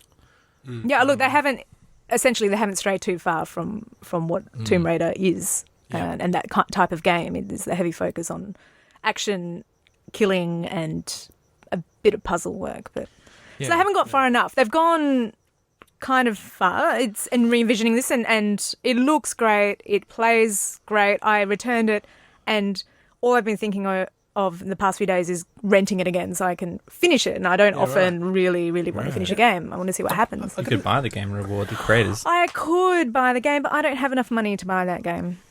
I don't have enough money to fund my video game habit. So I have to do it the way I need that to I can. ask And you I'm one- still, it was bought by the video store, so... I just want to sort of ask, is it going down a bit of with the increase in killing as you go along the game? Is it a bit of a Heart of Darkness kind of? She's not become... Oh, look, she... Is it I haven't- heading- That would be heading that way? amazing That'd be- end to that would be pretty the wicked. story where Yeah. she's sort of this Colonel Kurtz Yeah. character at seen the it end. yet. There's this like island of slaughter that she's created. She's the queen And just of it. remorseless sort of... This mountain of bodies, and she's just got all the tomb jewels. And she's like, "Fuck, I'm Lara Croft. Fuck you all." I'm about 75% through the game. She's still retaining her humanity, but she's become a bit paranoid about... That's an interesting. okay. trait. a little bit paranoid about other characters, just a tiny bit, but probably with good reason. So it's not a complex character study. It's Oh, but even that It's level just of complex. paranoia and, you know, bit of... I do need to ask, and potential spoiler alert, so, you are forewarned. It's set on an island, a mysterious island in Japan. I assume there's government bodies involved in secret tests. Are there giant monsters? okay. There are no secret government bodies, and there are no secret tests, and there are no giant I monsters. don't understand. Oh, Yeah, so there's no T-Rex, there's no dinosaurs. no sea monsters that are coming out that have been radiated by No, secret nuclear tests? no, it's kind of No, an interesting. Is there anything mythical and magical? Was everything There was is always mythical? no. There Oh, is okay. a mythical element to it that focuses on. I can't remember the name of it, but this queen of Japan, this mythical queen, who this is her land, Yamatai, and she's apparently based on a real mythical Japanese, a possible empress at one point, and she wielded all this power and. So yeah, that's And is there some kind of rival paramilitary mercenary company? no. that's- They're just look. a great They're Half-Life a twist. bunch of the setup is Lara's part of this group that are filming a reality TV show about this. I know about this. There's an archaeologist, an older male archaeologist. Is it Time Team? It's that Oh, that man, dude. that would have been great. And they're filming him on his search for the mysterious island of Yamatai, and she's part of the team, but she's not the central part of the team. And this guy's got this real ego problem, and dear. she's clearly smarter than him, and blah blah blah. It's not going to end well. But so they crash, and the people that they encounter are people who have been shipwrecked there before and formed a community. You mean and- Lost? Oh, Lost. Hello. Yeah, The others. Man, the first 2 seasons of Lost. Season 2 of Lost. That's it. The best show ever. Sorry. The end. Anyway, so yeah, We won't get into that. Nobody question me. I think I was kind of predisposed to like it. Stab you. Anyway, it's actually really really good. Okay. All right. Super Okay. thumbs up. Cool. 8.5 out of 10. The 9. problem I have with games like that, like, is Here we that go. You're shooting human. other humans. Like, it gets very depressing after a while. Like, Were you talking about Call of Duty not long ago? Anyway. no, but I prefer games like Halo where you're killing aliens or zombies.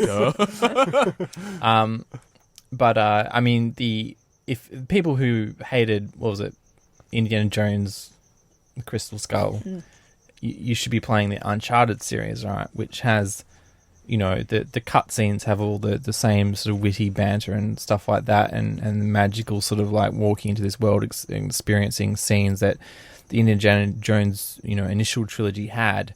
Yeah, but he's killing people in too. between the cutscenes, you're Nazis, murdering. though. Yeah. Not. Yeah, Nazis aren't people. Yeah, but well, in the game, in between cutscenes, you're still murdering like 400 people. Yeah. Like it's just. a bit Like, it's just- feels discontinuous. Like that level of. But the interesting is those Yeah. same guys, Naughty Dog, who make the Uncharted games, their next game is The not Last of Us. The Last of Us. Supposedly, people are saying that's like, one encounter would be just against one person. Whoa. No. A bit more realistic, and And do so you'll you go kill through the game a fellow maybe- survivor. And... In theory, killing 10 people, but I bet you're going to get to some stage where it's just like, kill 100 people. That was like our first Dungeons and Dragons campaign. Yeah, yeah. At the end of it, it slowly Slaughter. escalated from Killing bugs a and- few bugs, Yeah. and at the end, you guys squared off against an entire village and just slaughtered an entire village of innocent people. How Well, do they you- weren't innocent actually; Those they were games- assholes. How do you play your games? Like, if you play a game, like a stealth game, like, say, Hitman, do you make a point of not killing innocents and not killing anyone except for your target? Or if you have to incapacitate someone, you're doing it in a non-lethal way. And you just go and shoot everyone. I like stealth. In fact, I loved playing the series of games, the Thief series of games, and there was actually a difficulty level that if you killed any innocents or you killed any humans, I love it when it's specified, do not kill humans. You're like, oh man, I'm gonna yeah, kill some dogs. But yeah, when if you killed anyone, you would actually fail the mission, and that was great. That You was can't have any more if you're driving. I kind of like the It's stealth. driving. I'm not going to give you any more.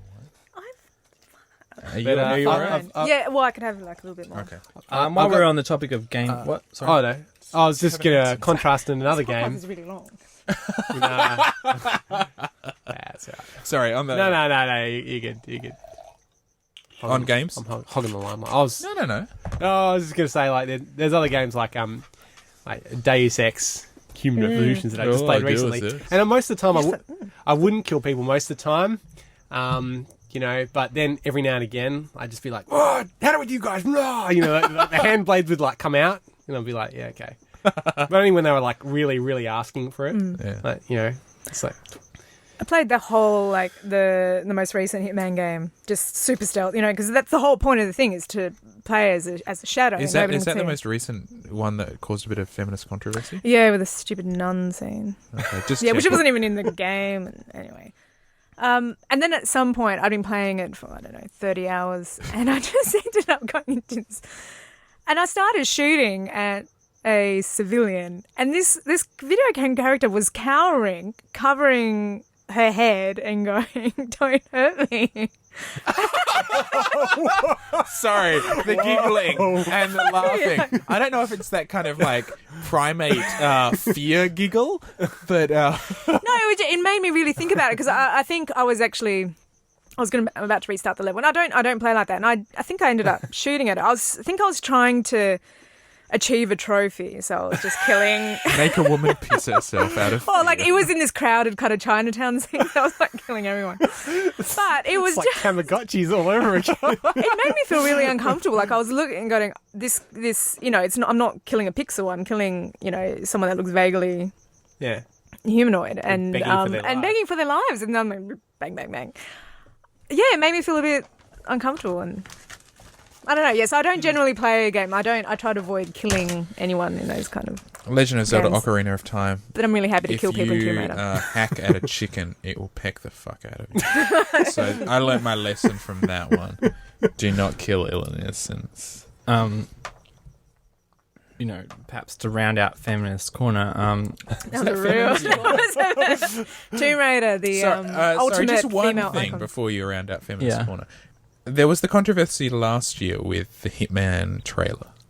What was that game? Hitman Absolution? Hitman Absolution. And, overly sexualized They're the women. nuns. Women dressed as nuns in super skimpy women, nun first outfits. women dressed as nuns. Yeah. And then they tore off their cloaks or Yeah. whatever and revealed S&M sort of bondage gear underneath. but still had the habits on and machine guns. And then Sex and religion. sex, religion, and violence. And then our hero murdered them all. And In a cutscene? Or? it was a trailer. It was a it was a. Oh, So this okay. is how they were like, this is the game. This is how they this is the dumbest Bizarre. marketing decision that they had ever made. And it was actually, it was revolting. And if you kind of switch on if you become some people watch that, some guys watch that and they go, you know what? Oh, boobs and hot girls and guns And I get to and kill them. violence. Yeah. And they don't thread together the individual strands.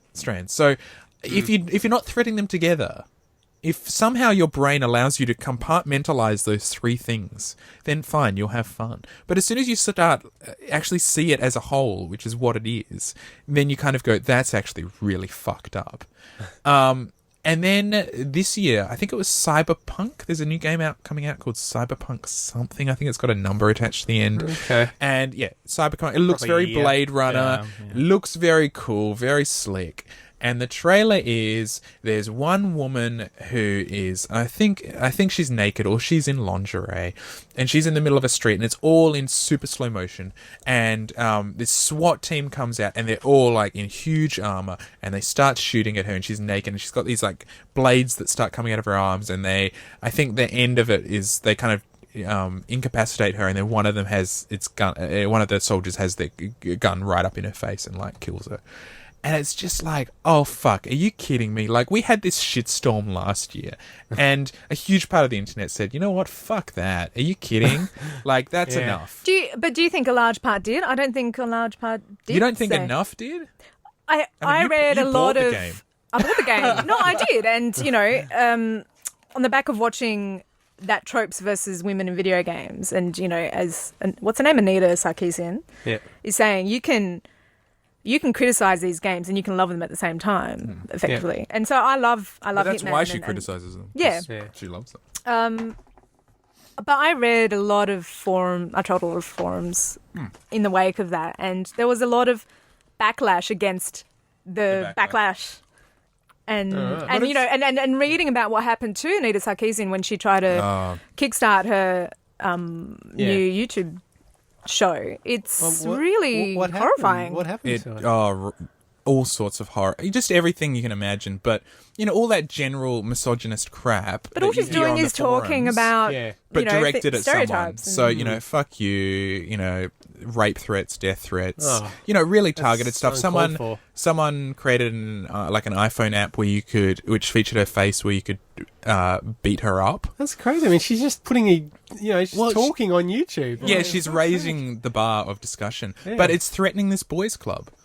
Is essentially what it is. And I know you're a gamer, and there are heaps of female gamers. There's a massive female gamer population. But it is a real boys' But club. there is a real boys' club and a boys' club And mentality. it's reflected by the things that you see, like in last Hitman bastion of masculinity. There's sports and there's our video games. Yeah. And you can't take our video games away from us. It's But just, isn't just so much the problem is that there's a girls' club as well. Like, there's this idea that it's like we should come up with activities for women, female-friendly activities, and do that. And then that's just saying to young women that, look, certain activities are friendly for women and some are friendly for men, rather than just having activities and anyone can choose whether they like to do them or not. I don't know. I don't even know. Yeah. And I'm sure you're if It's not about catering to like women who, I don't know, that kind of stereotypical version of women who just want to. I bet you, like, if some guy came and started, like, we saw this when we tried to start the men's club UWA. If we tried to start a men's club UWA, you would have all these feminazis coming at you saying, "Oh, you can't do that." Because and I don't see how it's any different. I realise there's history there. Wanker guys who will be arseholes about it, but it goes both ways. I'm just like, can't we just have things and then people do things and they choose what they like to do and what they do not? But the video games aren't like that. It can't just be for boys and for a particular subset of boys who think that it's okay to present these like incredibly sexist images of women and do these horrible things. That's not okay. It's not about just making video games better for women. It's about making video games better for humanity. It's Or just better video games. or just better Like, video it's games. so it's lazy. It's lazy. Let's make it sexy and violent. Like, it's like, well, yeah, we've been doing that shit forever.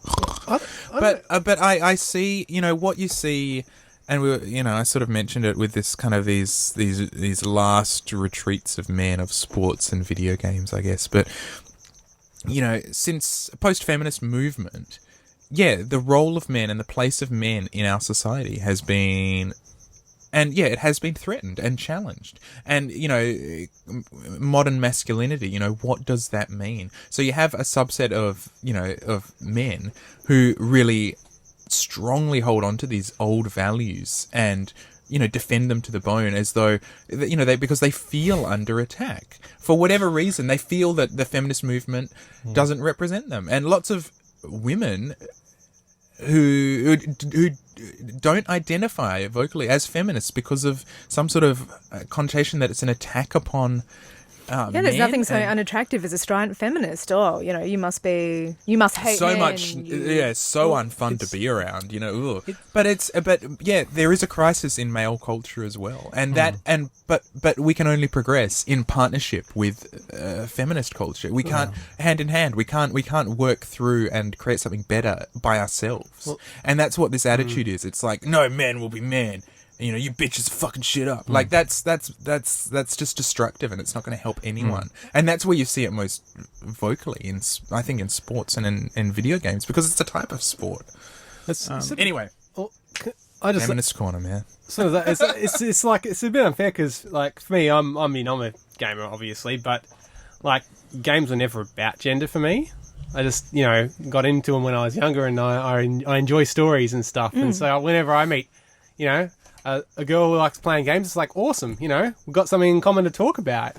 Like, hey, have you played Planescape Torment? Blah, blah, like, it's sort of, I don't know, that attitude really is bizarre to me. Like, It's weird. I've never met a male that behaves like those people that I see on the forums. I know lots of people that play games. I've never met anyone that really thinks that, that kind of stuff is acceptable. I think it's a big conspiracy. I think it's other women pretending to be men. He's blowing it. This is gender gate. I just look at the magazine. Right here. I just look at my Instagram feed and just look at the stuff that women post, and I'm going, they're sexualizing themselves. Yeah. Is that all the Playboy bunnies that you follow on Instagram? No, just it doesn't mean that women can't be sexist or chauvinist themselves because you internalize the societal norms. It doesn't mean that it's like women, like say female circumcision. Women are the ones that are doing it to, it's. I mean, I think you're a bit older than me, but when I grew up, I can't even think of a single occasion where a girl was discriminated against. Like, I can't even think of, to me, it seemed like the other way, whereas, like, when I went to film school, the only people on scholarship were females because they had, we need more females in the system, so they get to go for free. And girls in primary school were picked to be the student council captains and stuff like that because they're considered more responsible, and I had no say in that. Like, we didn't even, the teachers would just pick them to do this. It wasn't like there was a vote or anything like that. We had a vote. My big election, my election promise was to bring Goosebumps books to the library. And did you win? I failed hard. Anyway, sorry. Anyway, yeah. Do you remember in high school with one of our councillor elections for our year, our year group collectively nominated or put up for election and voted in and no, I'm not going to tell this. Oh, come on. But I just think that I'm looking at the girls. Now that I haven't thought about it since high school, and now I'm like, no, we're not going to. I'm looking at these girls on my Instagram feed that have grown up. They're younger than me, so they've had all the benefits. Like, there's never been any discrimination on anyone younger than me. And they're using their sexuality to get votes and get hits, right? And they make that decision to do that. Yeah. They don't have to do that. And so I think that why wouldn't Lara Croft wear a tank top and stuff like that if it distracts the God, killers. anyway. And Anyway, look, you're it just discourages them going from in shooting weird you. places. Okay, you're talking about discrimination. There's not a lot of overt discrimination, but until relatively recently, it was still okay in court cases, and probably still is, in court cases of rape or sexual assault, to bring up the woman's prior sexual history as evidence. What was she wearing? What was she wearing? what did How she many think sexual going partners out? has she had before this? What That's did she think acceptable as going evidence out when there? trying to prosecute a rape. So this stuff still happens. It's just a lot more insidious and it's a lot more subtle. And just because some women happen to use their sexuality, that doesn't negate the bigger argument of, trying to create a world where, men and women should feel comfortable and safe to do things in the same spaces. But there's It doesn't nothing- negate there's- anything. there's nothing wrong there with are people being douchebags everywhere, sexualised. male or female. There's nothing wrong with people being sexual as well. Well, no, there's not. And there's something to be said for our media and our culture that really over-sexualizes women because it sells. Sex sells. It's just another kind of capitalist conspiracy to, sell more things. So it reflects where our society is at the moment, that girls feel that they have to, or they can, sexualize themselves on Instagram for James. But I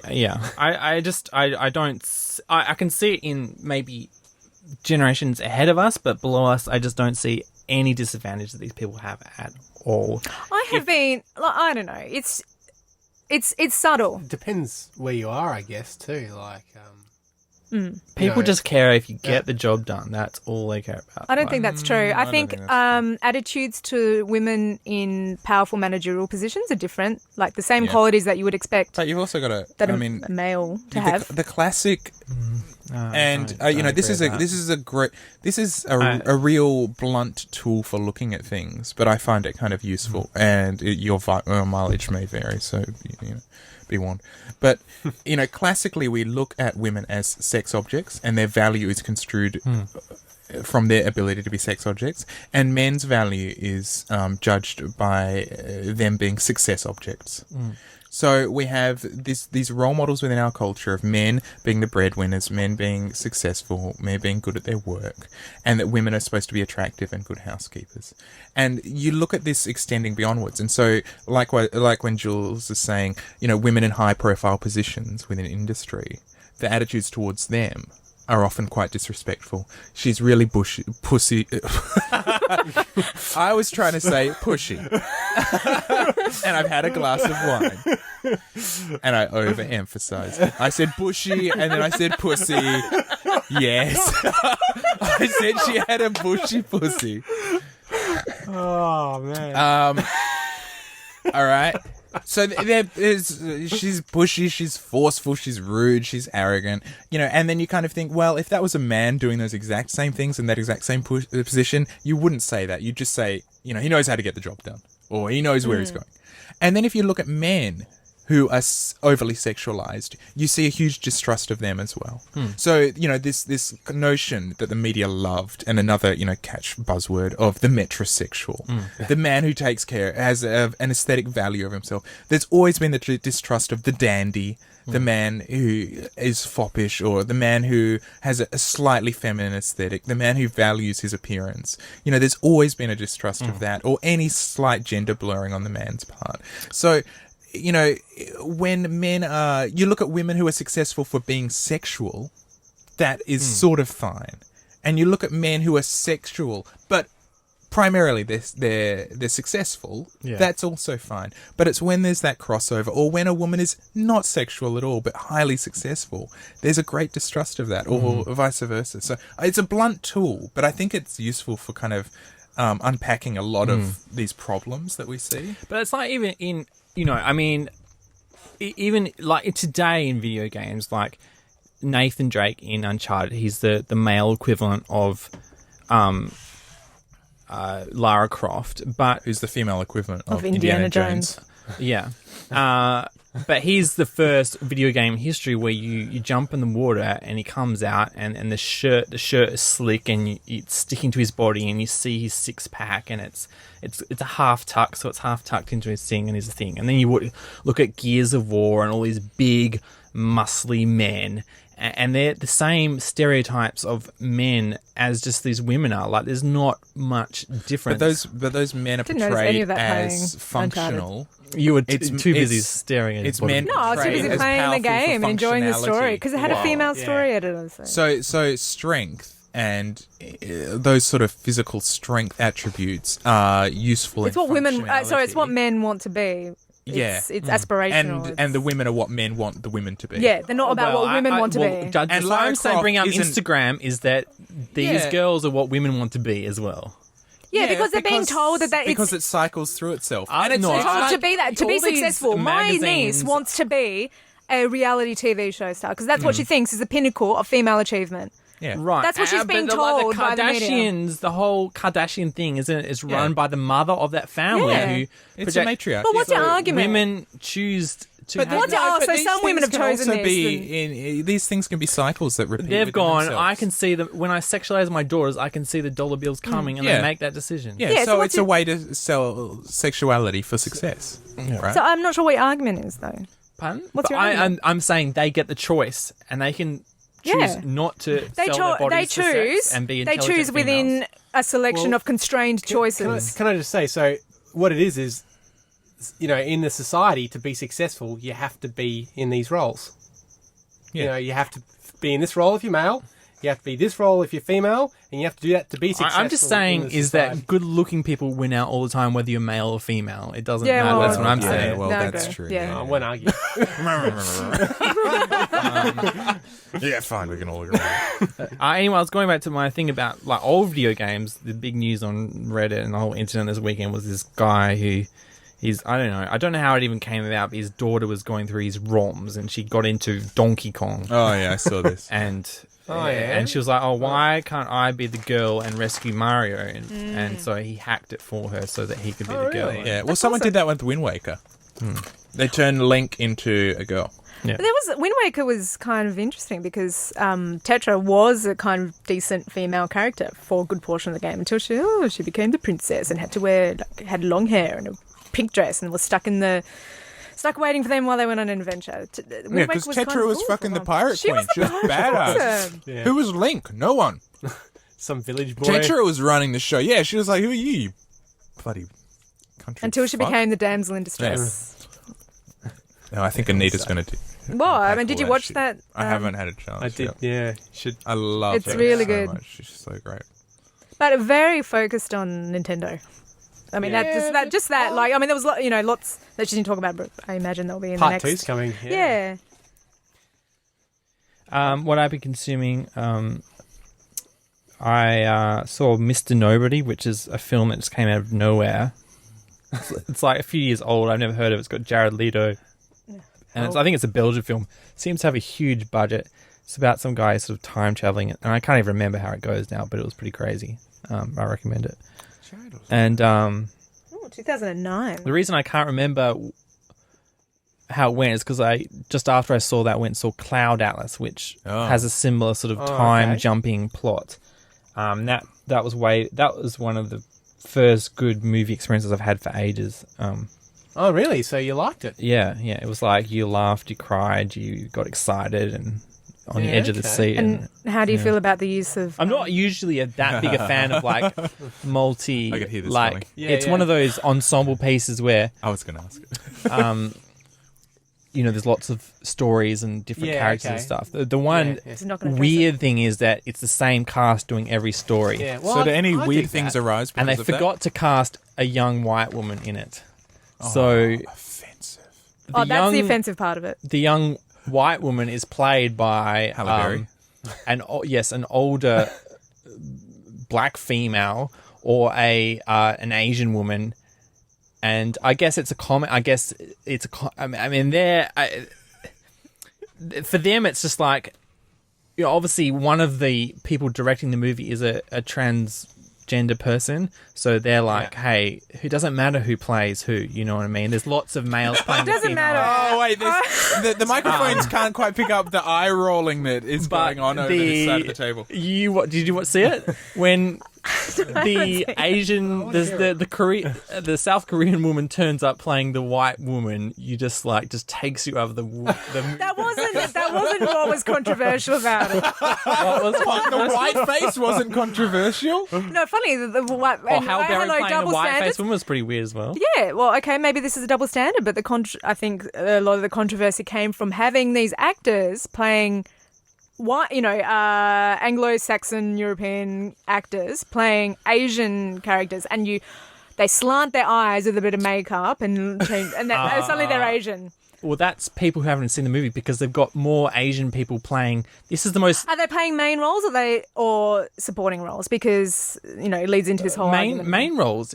These people haven't seen the movie. They're just complaining about it is the most multicultural cast I've ever seen in a film. It's just like, if you're going to have white characters, get white people to play it.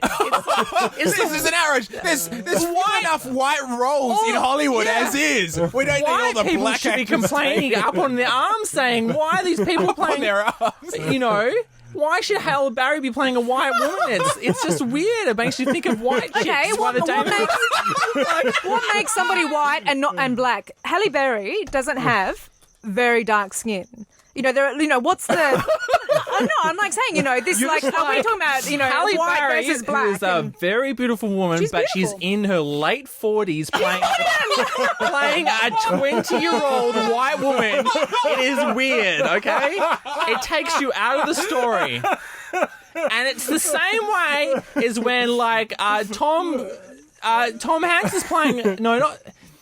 I don't know, someone who's playing a white when Mickey nurse. Rooney plays the Asian neighbour. It's like watching League of Gentlemen, but doing... It's called Adelaide, I object! It's like watching League of Gentlemen, but doing a more serious story, Yeah. Can I just say, the first few times I watched League of Gentlemen... Yeah. The first few times. Oh, well, it's the first few episodes. Campbell's a huge... I'm a huge League fan. The first few episodes I caught on SBS, Sorry, major freak I out, or thought ABC. League of Extraordinary Gentlemen. Oh, League of Sorry.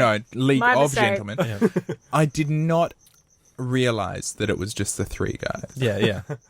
I was like, oh, they must have a That's like big this, cast. because even though that fucking blew my mind when I found out, and I was going through, and some scenes I couldn't even. Yeah. They are the best actors ever. I mean, if you go see it now in the cinemas, it's probably going to be empty because no one's going to go see it because of the weird reviews of it. But it was amazing seeing it with an audience because at the credits they show who played who, and most of it you can pick out, but some you just didn't pick, and you're like, and the whole audience is just like, whoa, that's amazing! That person played that person, yeah. This sounds killer. I actually was looking at times to go see it, but it's really cheap. It's I odd recommend it's a times. cheap Tuesday movie. David and Tuesday? Margaret gave it massive thumbs up. They were like, this is a challenging, bold, ambitious, amazing Maybe film. I'll go for the 9. They were like, it's flawed. It's not perfect, but it's incredible. Can I just say there are two Asian actors in the top 20, the first credited actors in Cloud Atlas? Yeah, but is it credited by order of appearance? I don't think so. I think it's by race. There's definitely That's a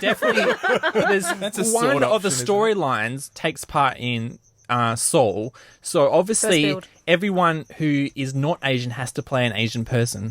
But why? Why couldn't they just get... I mean, I understand that these are the same people. Why do they have Exactly. So it's versus other way. When they're playing a scene in England, why are all these people playing white people? Can I put forward the idea? Maybe they want to have something similar, but like the characters, there's meant to be something linking them. I take it. So by having the same actors play different people in different times, there's this continuity. But these people who are coming out and saying it's just total hypocrisy because for every white person that plays an Asian person, there's an Asian person playing a white person. There's a lot of. It's all freaky deaky, man. Okay, it's all right. Look, So having it's all said all of freaky-deaky, that, man. I was just reflecting the commentary that has been out there. I haven't seen the movie, and I found, to be honest, the justification not... The Seoul citizens are clearly, Eurasian hybrids. Like they're not being just regular Asians. No, I think they look regular hybrids. They look more like what's Spock's people? Vulcans. Best of both worlds, right? Yeah. Speaking of Eurasians, there's this video I saw today about this girl who lives in China who was on their version of China Idol, and I think they call it Chidel. she has a I wish they I don't know what it's called, but she's on some talent show, and she has a African origin father. Oh, I did watch this. Afro-Asian, and she's This was years ago, though. probably, Yeah. but she's really hot. But That wasn't the In what fucking inspired- story. She looks. Oh, Okay, yeah, I know if we're there's this whole talking about story the about- aesthetic, she looks in terms of structure and facial features. She looks Asian, but she has the skin complexion of a black person. Yeah, so yeah. she's very dark skinned. She Yeah. looks incredible. It almost doesn't look real. Imagine, like, she could be 50 and you wouldn't even know because they've because got the blacks and Asians, black women and Asian so women gracefully. age so gracefully. And they've got the best complexion. Yeah. All right. But the judges, the controversy over in the West at least was the judges were like, "Oh, nice singing chocolate face," like but you're not going through. Oh, Yeah. she's so black, gross. Like the judges at the panel was just sitting there, just caning her. blast her for... Yeah, they were just okay. like you know, darky this, blah blah. This, I But the people admittedly, still this keep was like voting her through. this was a few years ago now that I heard it. I need to go to the bathroom. Yeah, right. Man, so That photo's probably not the most. don't go on representative. China... of Kimura. Chinese If Idol? that's her. No, it's not her. This is someone else. This is Kimura of, that stupid reality show? Something Fabulous. She's a designer. Absolutely I think Fabulous. she's part Japanese and part African American. Malaysian. Amazing. Blasian. I saw I saw Lawless, which is the John Hillcoat film with a bunch with of people. Nick Cave. Nick Cave. Didn't Oh, in Nick a Cave film. write it? Probably, yeah. Was it all like Um, this? The talking and the dialogue. It had like what's the guy in the new Indiana Jones? Oh, Shia LaBeouf. Shia LaBeouf and the guy from Bane from Batman. Oh, yeah. What's his name? He's in everything. Yeah. Guy Pearce playing this crazy dude.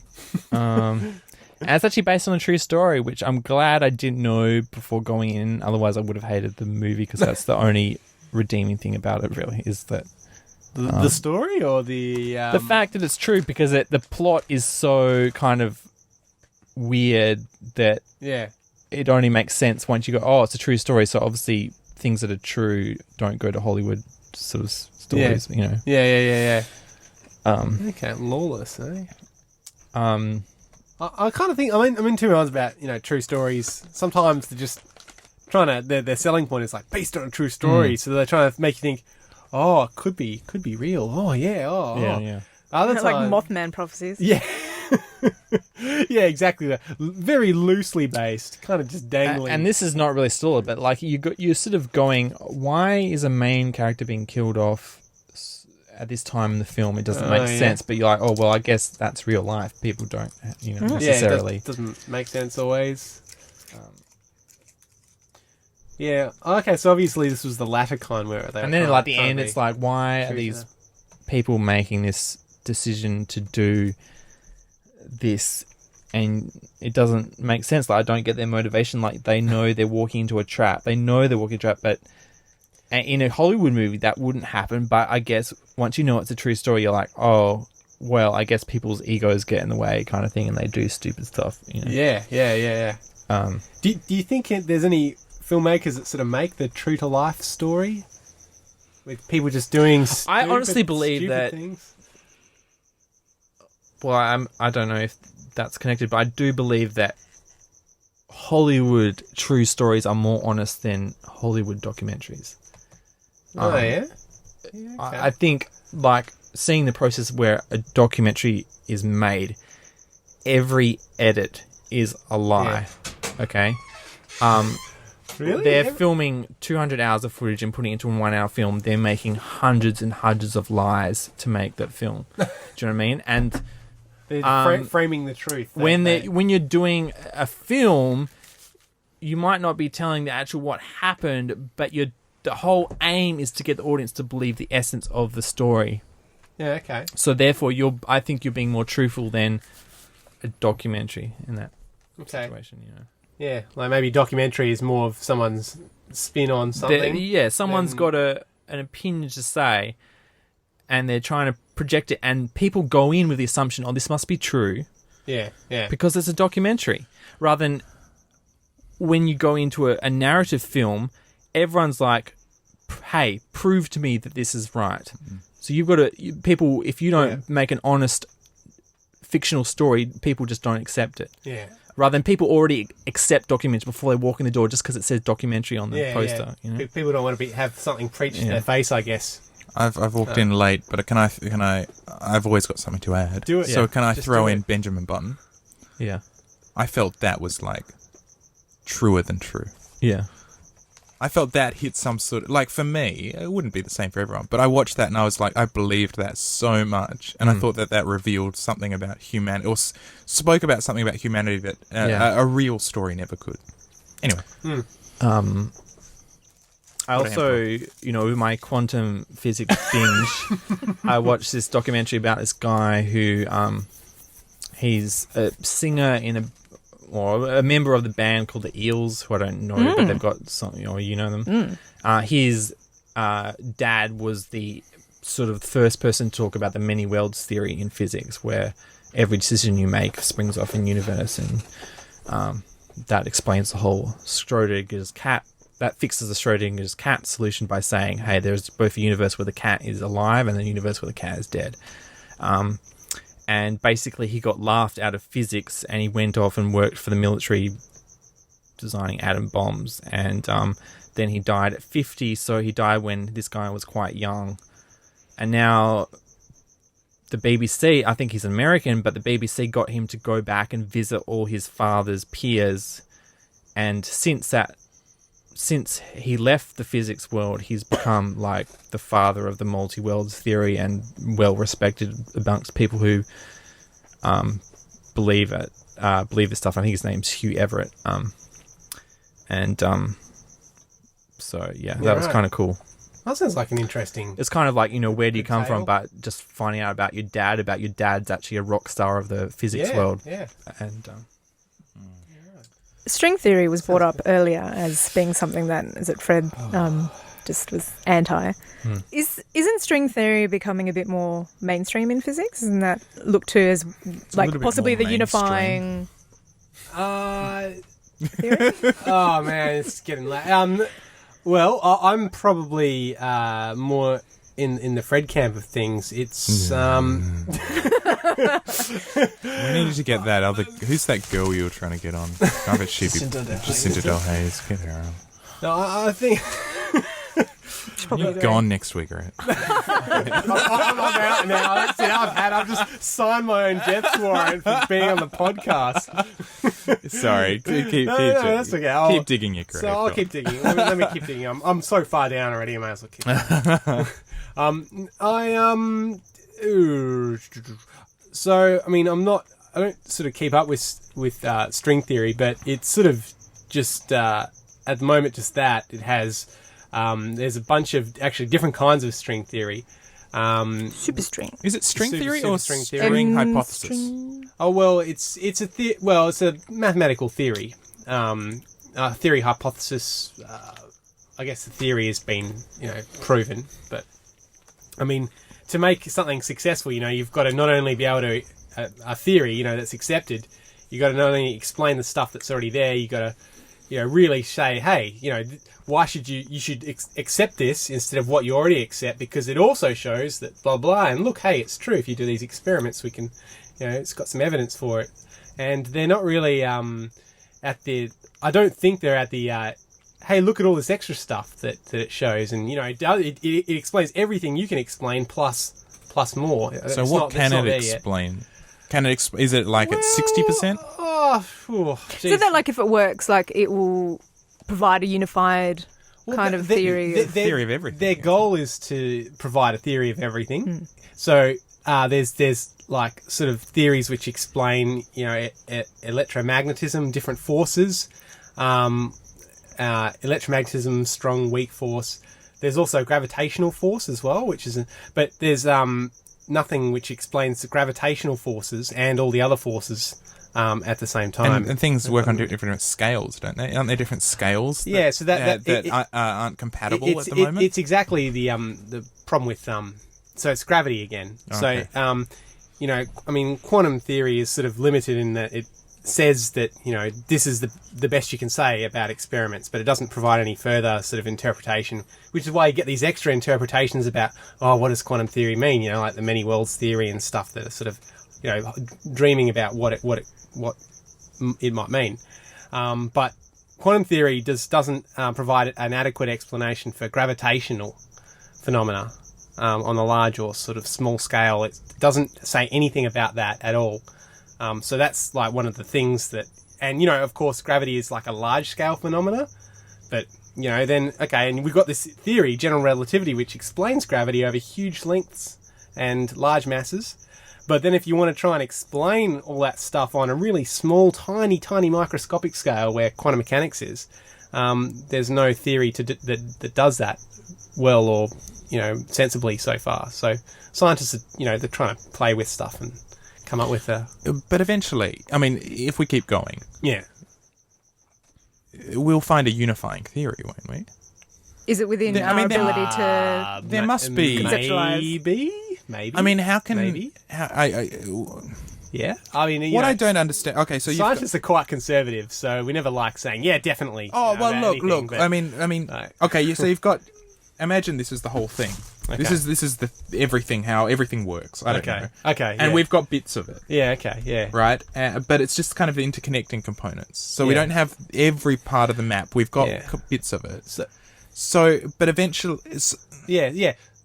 So I mean, you know, that's the dream, is one day we will be able to understand, you know, put everything together. But the interesting thing is, okay, just a bit of a history lesson. Go for it. So like you had do you all know Isaac Newton? Yes. Okay, so he is well, for listeners who don't, look him up on Wikipedia. Shame on you. Shame on you. First, shame You should on know you. about him. He invented calculus. He 10-pin bowling. came up with 10-pin bowling With apples? Well, he also looked into alchemy at the time because, you know, he's a pretty inquisitive guy. He Was investigated. he super paranoid and like into conspiracy theories? Oh, maybe a little bit. You know, he He was was people were trying to he's kill an him, interesting guy. steal his theory He write his books in And, code and backwards, hide things in his paintings. He also came up. I don't know about the hiding Newton in paintings. code. Maybe Richard Feynman. Dan Brown, your next big Next hit. book. But he came up with a theory to explain gravitation, to explain, you know, things falling, why we're all standing on Earth, why planets orbit the way they do, and you know he was able to do this. Then it wasn't, and you know, so he understood this in terms of, you know, there's clumps of matter, and they create forces which pull in more matter, and the more matter you have, the bigger the force, and that's gravity, you know, roughly, without using maths. But then later on, So was that his key? Was that his key discovery? The Oh, things, And the greater Newton's they laws get, of they Frank- pull things together. Well, that was one of them. Yeah, that was one of Newton's big discoveries, like or bbig realizations, and that you could describe it with calculus. You could describe it in a way that lets you make predictions. But then anyway, so he had these ideas, and then much later on, there was Albert Einstein, another scientist you may have heard of. Who? Yeah, He had white hair. he had white hair. Oh, distinguished. And there was like a lot of phenomena that were sort of not understood. It's strange things that weren't sort of sensible, especially to do with electromagnetism. And anyway, in the end, he managed to come up with this different way of viewing gravity and space and time.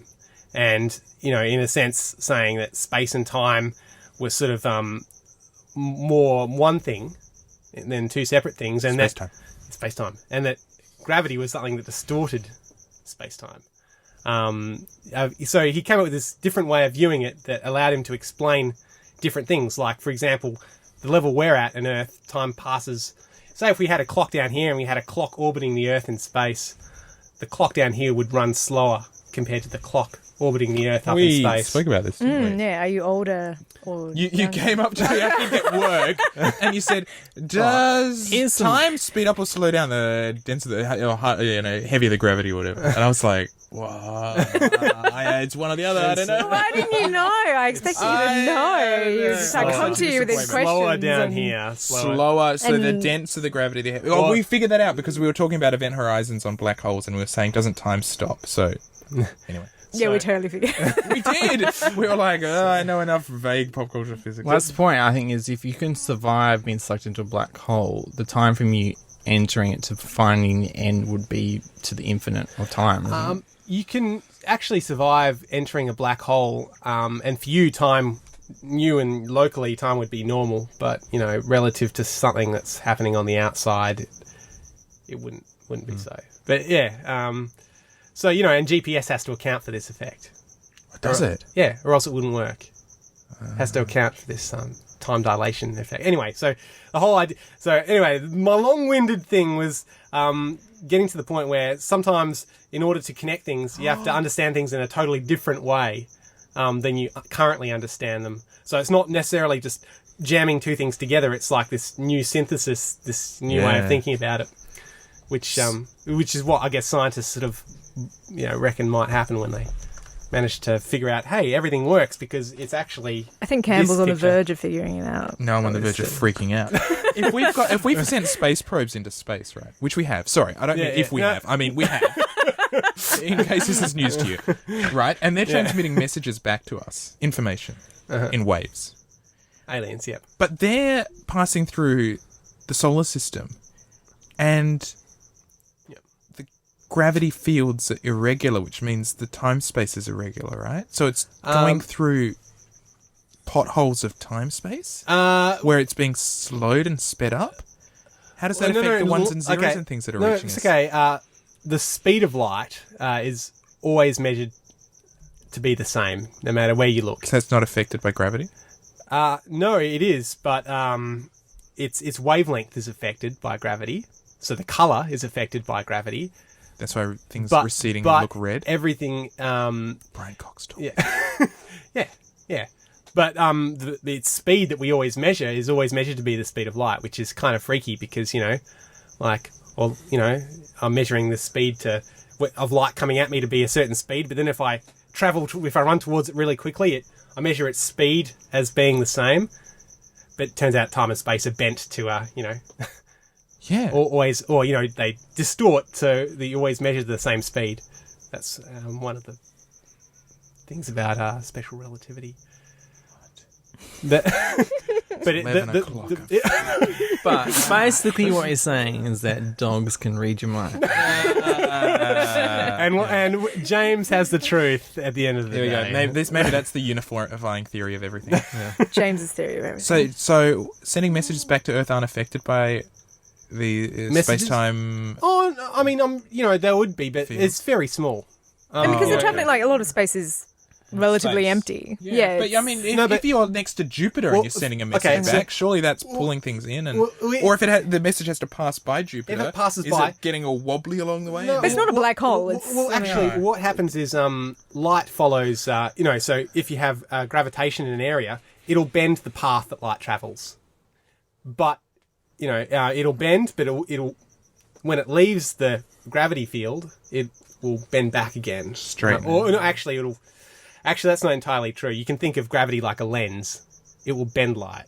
So if you have a big planet and light's coming out just around the planet will bend the path of the light slightly. Yeah. Right. Around it. It'll bend its direction of travel. And but as to its frequency, I'm not sure, but yeah.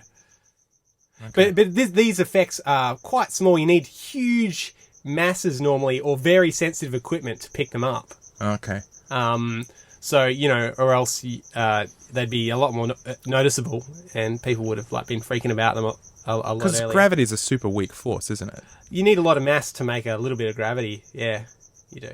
It's true. Yeah. That's it. And again, this is why the length scales that we were talking about before, gravity is sort of a large length scale force because you need a lot of matter to make it, kind of anywhere effective or strong compared to Do you like Brian Cox?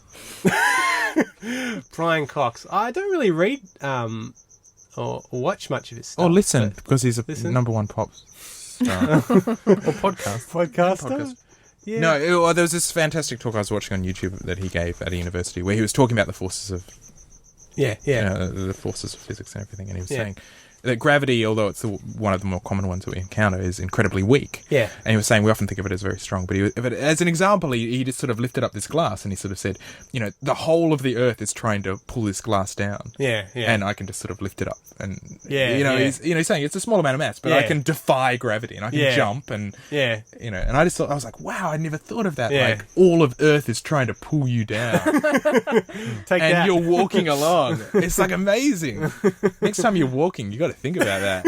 It makes you feel powerful. it's true. Or just you pick something up and you're like, yeah, fuck you. Take that, Earth. I'm just gonna hold this for a while. Hold me And down. But next time you got to move your sofa, you'll be like, oh, fucking hell. God damn it, Earth! Just piss off. Scales up. You've got something to say?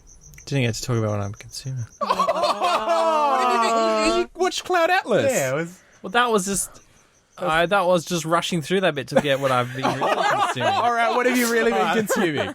Well, I've feel bad finished now. one of my a draft one of my scripts. So I was like binging some stuff, and for some reason I decided to watch Neon Genesis Why have we waited till 11:30 to talk about this? I've been trying to butt in for the last 2 hours. Why isn't that your opening gamble? Just like boom. I There's lots know of we've feminist got. issues in that. I know we've got I'm a sorry. hyper Okay, look, fan next time I just here. won't talk. It's fine. You've got 2 hyper fans, at least. Rhett, I don't know. Yeah. Hyper fan 3. You know how obsessed I was. And I was going to lead that into James's courting corner because I can't wait. that's about. If I model my relationships on Oscar and Shinji. It's about there's some Oscar, Ray. sexualization of 14-year-olds in that Hello, movie. Japan. and Natalie's popular been culture. waiting for this. So I was thinking about what it was like for me when I was 14 years old and sexualization. And You're piloting I thought, giant so I'll robots. bring back a tip that I got from when I was 14. Yes. So, Oh, here we go. if you're on a train, right, that the lights are not on, and Never happened to me. But you're going home from school with your female train-going buddy, who you're not dating or anything, and you go through a tunnel and everything goes black and everyone's like, because the driver's forgotten to turn the lights on, and you lean out and try to be a gentleman and grab your female training buddy so she doesn't fall over and actually grab her boob. It's really convoluted. And this is the first time you've felt a real boob, because the girls before didn't have boobs because you're only 14. Don't think that it's just something you can brush off, because when you're 21 and you go to that girl's 21st and she's drunk and you have a D&M, she's going to say, I thought you were making a pass at me and I fell in love with you and you ignored me and you ruined my life. So my James's courting tip is to deal with you accidentally touching. By just groping going, a girl. oh, I'm sorry, I accidentally groped you. The end. But if you're just hard like, when you're 14. I mean, it's dark, so I didn't know what I was grabbing. I was just like, well, this feels not like an arm, like. What? Does this... what? Sorry. Was Did this actually happen? Like, you were is this given? yeah. Sorry, you just said this was a piece of advice you were given when you were 14, which I thought was vague. No, I'm like a piece of straight advice I'm giving specific. to the audience. Oh, okay. So this has happened to you. All right. It possibly happened to me. Is this so? So, how Play long term? 14 to 21, how long? 7 years that affected this girl. wow, your molestation affair on the train. Accidental molestation, yeah. Cool. And it just If I known it was a boot, I would have played around a bit and enjoyed it. But instead a life has been ruined I know. to ashes. If okay, wow. What did you make of Neon Genesis? What did you watch of Neon Genesis? well, I watched the whole original series. Wow. Did Then you I watch watched the movie? the remake of episodes 25, 26. and I'm thinking of watching the entire remake, which is only three. It's only 3 quarters movies. Done. Yeah, No, that's it. It's 3 No, it's movies. 4. Oh, is it? And one isn't out yet, and one's Oh. only out in Japan. It only came out at Christmas time. But what I've seen What did of you the make of remake the so original? far, look amazing. Like they're completely new. Like they're Yeah. Well, it's all completely new. new, and then high definition, and they've got a much bigger budget, so all the backgrounds are way more detailed. And Well, what did Nice. you make of the original series? well, I think possibly the first time I saw it was possibly the first time I met Campbell Hey, at a Neon Genesis marathon where Cameron broke his arm. Yeah. Yeah. Bastard. So that's the last time, He broke I his saw arm it at at all. intermission and we had to stop. and Break his arm. He fell over a chain link. We went Yeah. for a walk out to the Yeah, park yeah. and fell over a chain well, he link. rode into it and flipped off his bike. It's pretty dramatic. Well, it was dark. Wow, It was dark. It was nighttime, and there was only one person in our group of friends who had a mobile phone, Yeah. so we called an ambulance with it, which probably was a bit of overkill, but whatever. Which Oh, yeah. dates us. It's pretty serious, wasn't it? Yeah, well, we were all Yeah. a bit like, "Holy shit, someone just broke an arm." Yeah. Yeah, And then we how did went you to the feel hospital about and it? came back and kept on watching. Didn't we? Yeah, how did you feel about it? Like, I mean, it was Well, pretty it's epic. it's amazing. Like it's like, how did this get made in the 90s? But Yeah. well, only in Japan. It's, yeah, I mean, basically. yeah. Stuff like that gets made all the Um, time. That's And the last 2 episodes, it just goes off the plank. Man, and what did you that really split people. You either loved that or you just thought that was absolute bullshit. I was down for the first episode, but when this next episode was just the same stuff for another half hour, I was just like, no, sorry. Did you prefer the more action-packed finale that was offered up? Yes, because you mean in the remake of the last episodes? Yeah. Yeah. So the first episode they actually have some story, and then the second episode they go just as crazy, but they just go really crazy. Like they're just like throwing paint at the wall and going nuts. And the opening scene of the first film, I'll spoil for you, was that Shinji masturbates over Oscar's comatose body. That's how they just throw you into it. Yeah, that show's pretty intense.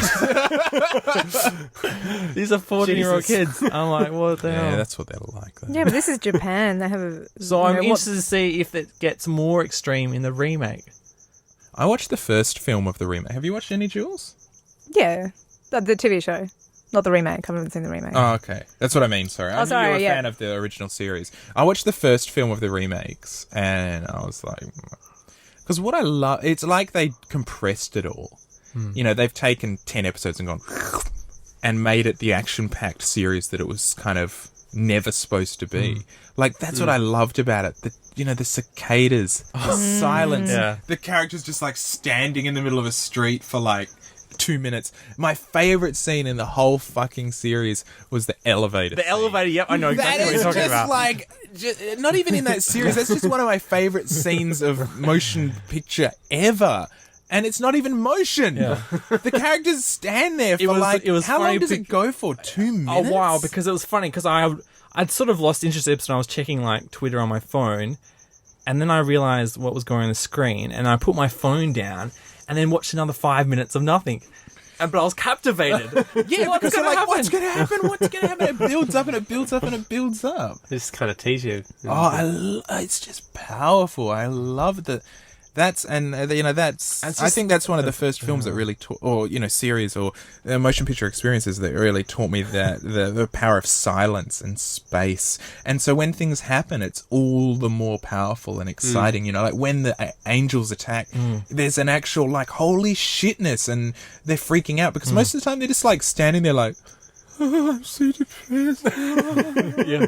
Well, she used the words. She's just like, I can't do this. I can't do it. And it's like, you can do it. Oh, I can do it. I can do it. Oh, no, I can't. Oh, you can do it. I can do it. Oh, I can do it. That's his whole journey through the whole series. Yeah. Like, Yeah, and he has a bit of a And then at wank the end, he has 2 episodes of him just going, oh my God, I can't deal with it. yeah. I can't deal with it. The climax of the show is him like just freaking out non-stop. But that's perfect. And the last line, I was watching I think I was watching the dub of the last episode of the remake of the last 2 episodes, and just the last line is just like, what the hell? And I don't know whether they didn't even have credits. I don't know if it was just because of the version I was watching didn't have credits, or whether it was because they had the credits in the middle of the 2 film episodes, but it just cuts off after the last line, which is... At home, I have the complete original series on VHS that I purchased. Well, that was probably what we watched at that. Yeah, it would have been.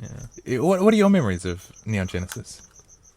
What was your experience? I mean, I'm pegging you as a, or focusing in on you as a big fan because of your stalker experience and naming of this person as Shinji. And so that raised big flags in my mind. Well, something to explore later. It was a show that I would wait all week to watch. I'd see it because I was watching it when it was on TV, not on VHS or anything. It was on TV? It was on SBS. Yeah, that's when I started watching it, but I couldn't hold out. I started buying the VHSs. It was just, I mean, what it was like. It was amazing. But then towards the end, I couldn't deal with it. Like that whole, I got so sick of Shinji as a character and that whole woe is me thing. And then, the whole, the complete what's going on in the last couple of episodes. I couldn't, and that's the same way I felt about Akira as the anime. I don't know.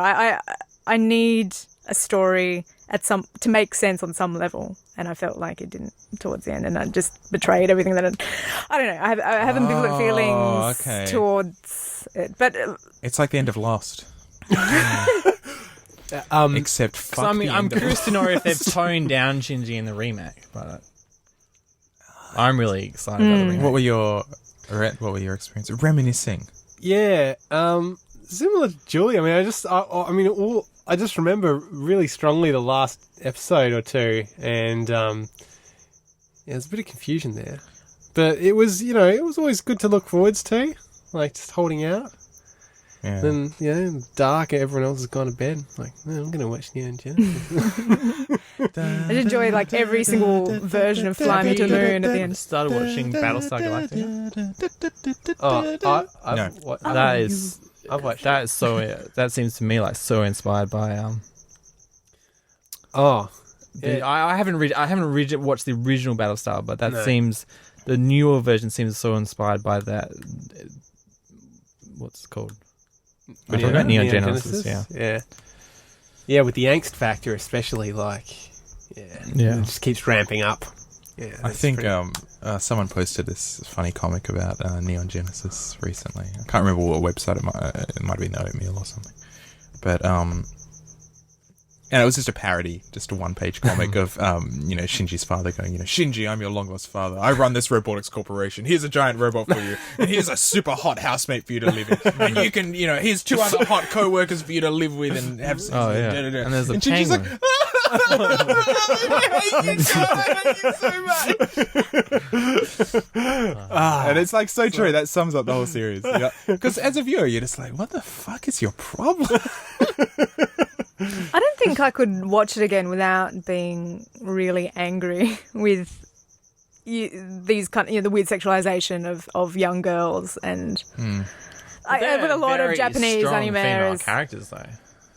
Yeah, and then I also remember there being like this quasi-lesbian scene between the teacher and Asuka. And the girls are like the brave, awesome people in the movie. Yeah, look, I mean...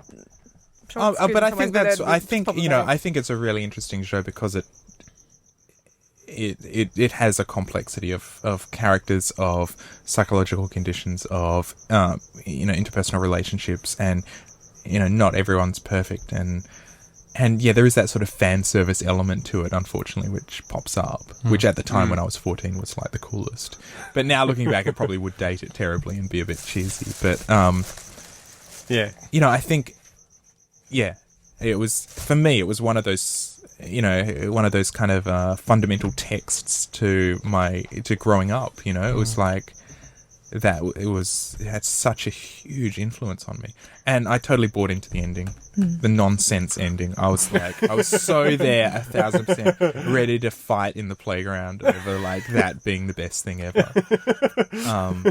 And I still will. I'm still just like, that's the best. They didn't need that bullshit with the extra Ava angel things or whatever, and you don't need it. the blackness and him sitting on a chair. That was what the show was. Anyway. Oh, I was just going to say, that whole, the sound of the cicadas, those, the desolate streets, waiting at the train station for the train to come. And then going to Japan and going, shit, it actually sounds like this. It is exactly like that. And, Did you freak out? I freaked out because Did you stand in the middle of a street just like going... No, I literally did because I'm surrounded by cicadas and they're everywhere and they're huge. And you actually see them. Were you just looking hear around them. for Ava PowerPoints? It's like, looking up and waiting for something to come looming over there.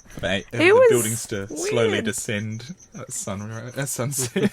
But like the remake of the last 2 episodes, it goes into, I don't know, it cuts to like an audience, and I wonder whether they're actually filming the audience of the first screening of it. I haven't looked that up yet, But like a What? You have an audience shot? like it goes to full motion video of like an audience watching this show, What's that? and then it's Bullshit, cuts to man. full motion of Tokyo 1, I guess. Why like, would you do that? Why would they do it that? just goes So absolutely crazy. out of control. Like, I mean, I love... what's wrong with keeping your craziness in, the format, the anime, like... breaking it. Having Oh, some- just too... Nah, that's breaking not it too crazy much. enough. Yeah. But I love how he always genuinely did those confusing- remakes just to piss off the people I think who so. hated the original ending because he was like, I'm fine with that.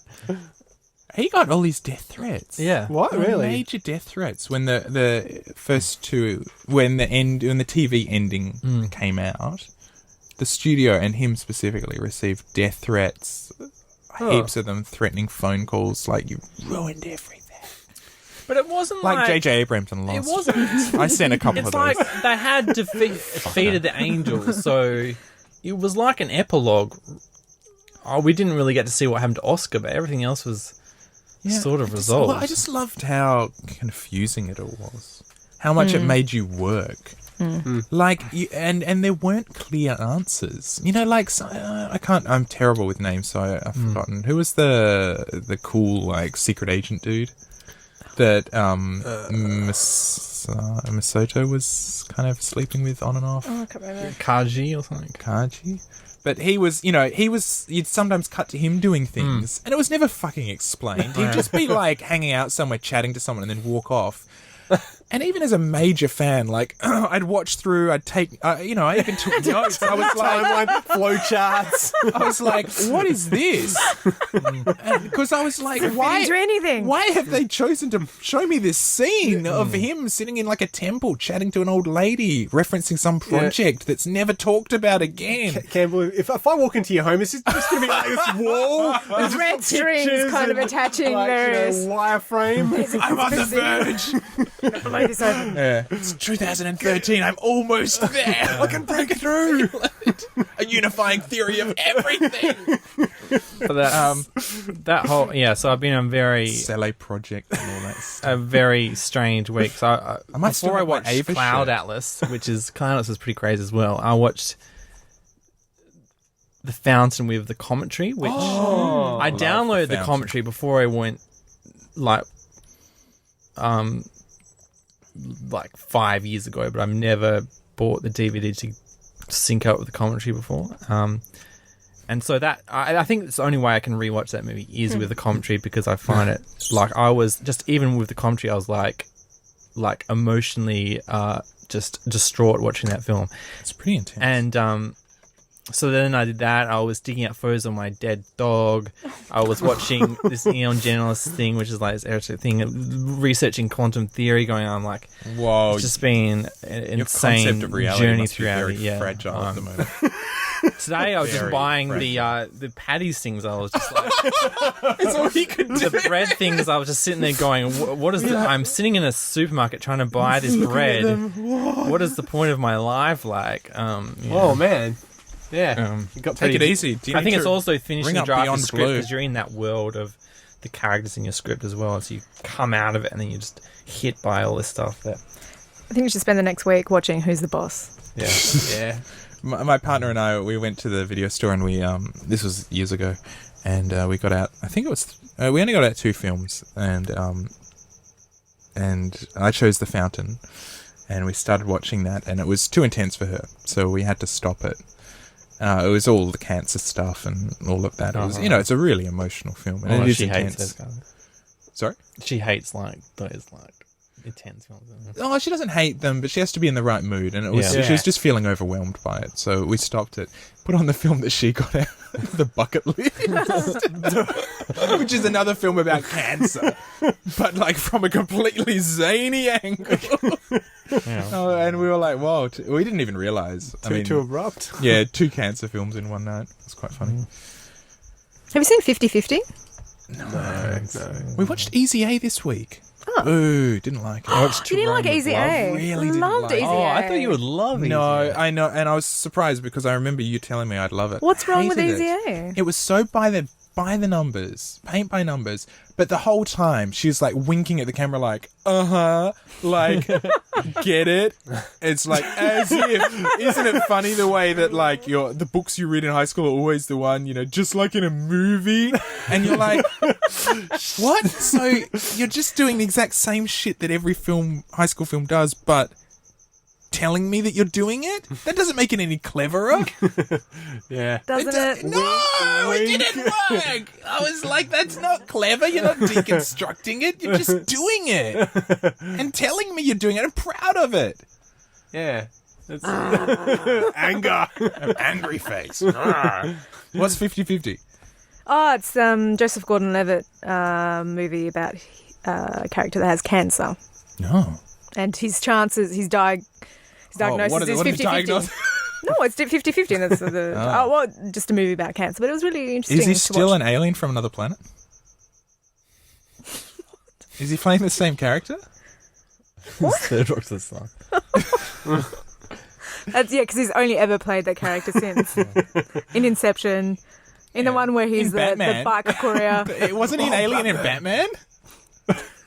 I'm sure he was. That's why he was in the orphanage, because he didn't have any alien parents. Yeah. Ah. They needed the squinty guy in I'm it. glad you went with that joke. That was a good one. Boo, that was a crap joke. I'm going home. Good night.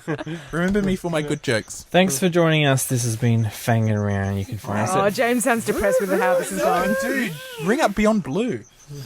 you can find us at fanginround.com or on Twitter as fanginround. Campbell, you can find Campbell at campbellwhite.com. Yeah, on Twitter, on Tumblr, on Instagram. Check the show notes at fangingaround.com. There are show notes for this episode. There'll be Grindr. links to Julie's Twitter, And Mixer. Campbell's website, the Pup Journeys to the Stars. Pup is the boss of the star. Pup is the boss of the stars. Possible, where you can get your childhood dog, go on an emotional journey, and get your tribute to your dog made. Don't by get too an emotional when amazing James is artist. gone. Oh, I thought that was the whole point. Was Well, it is, but you don't create a perfect storm of like... It's not a perfect storm. Of, Yeah. Don't look up quantum physics in the same week that you're going to be looking up your dead dog. we'll catch you around. Later. Bye.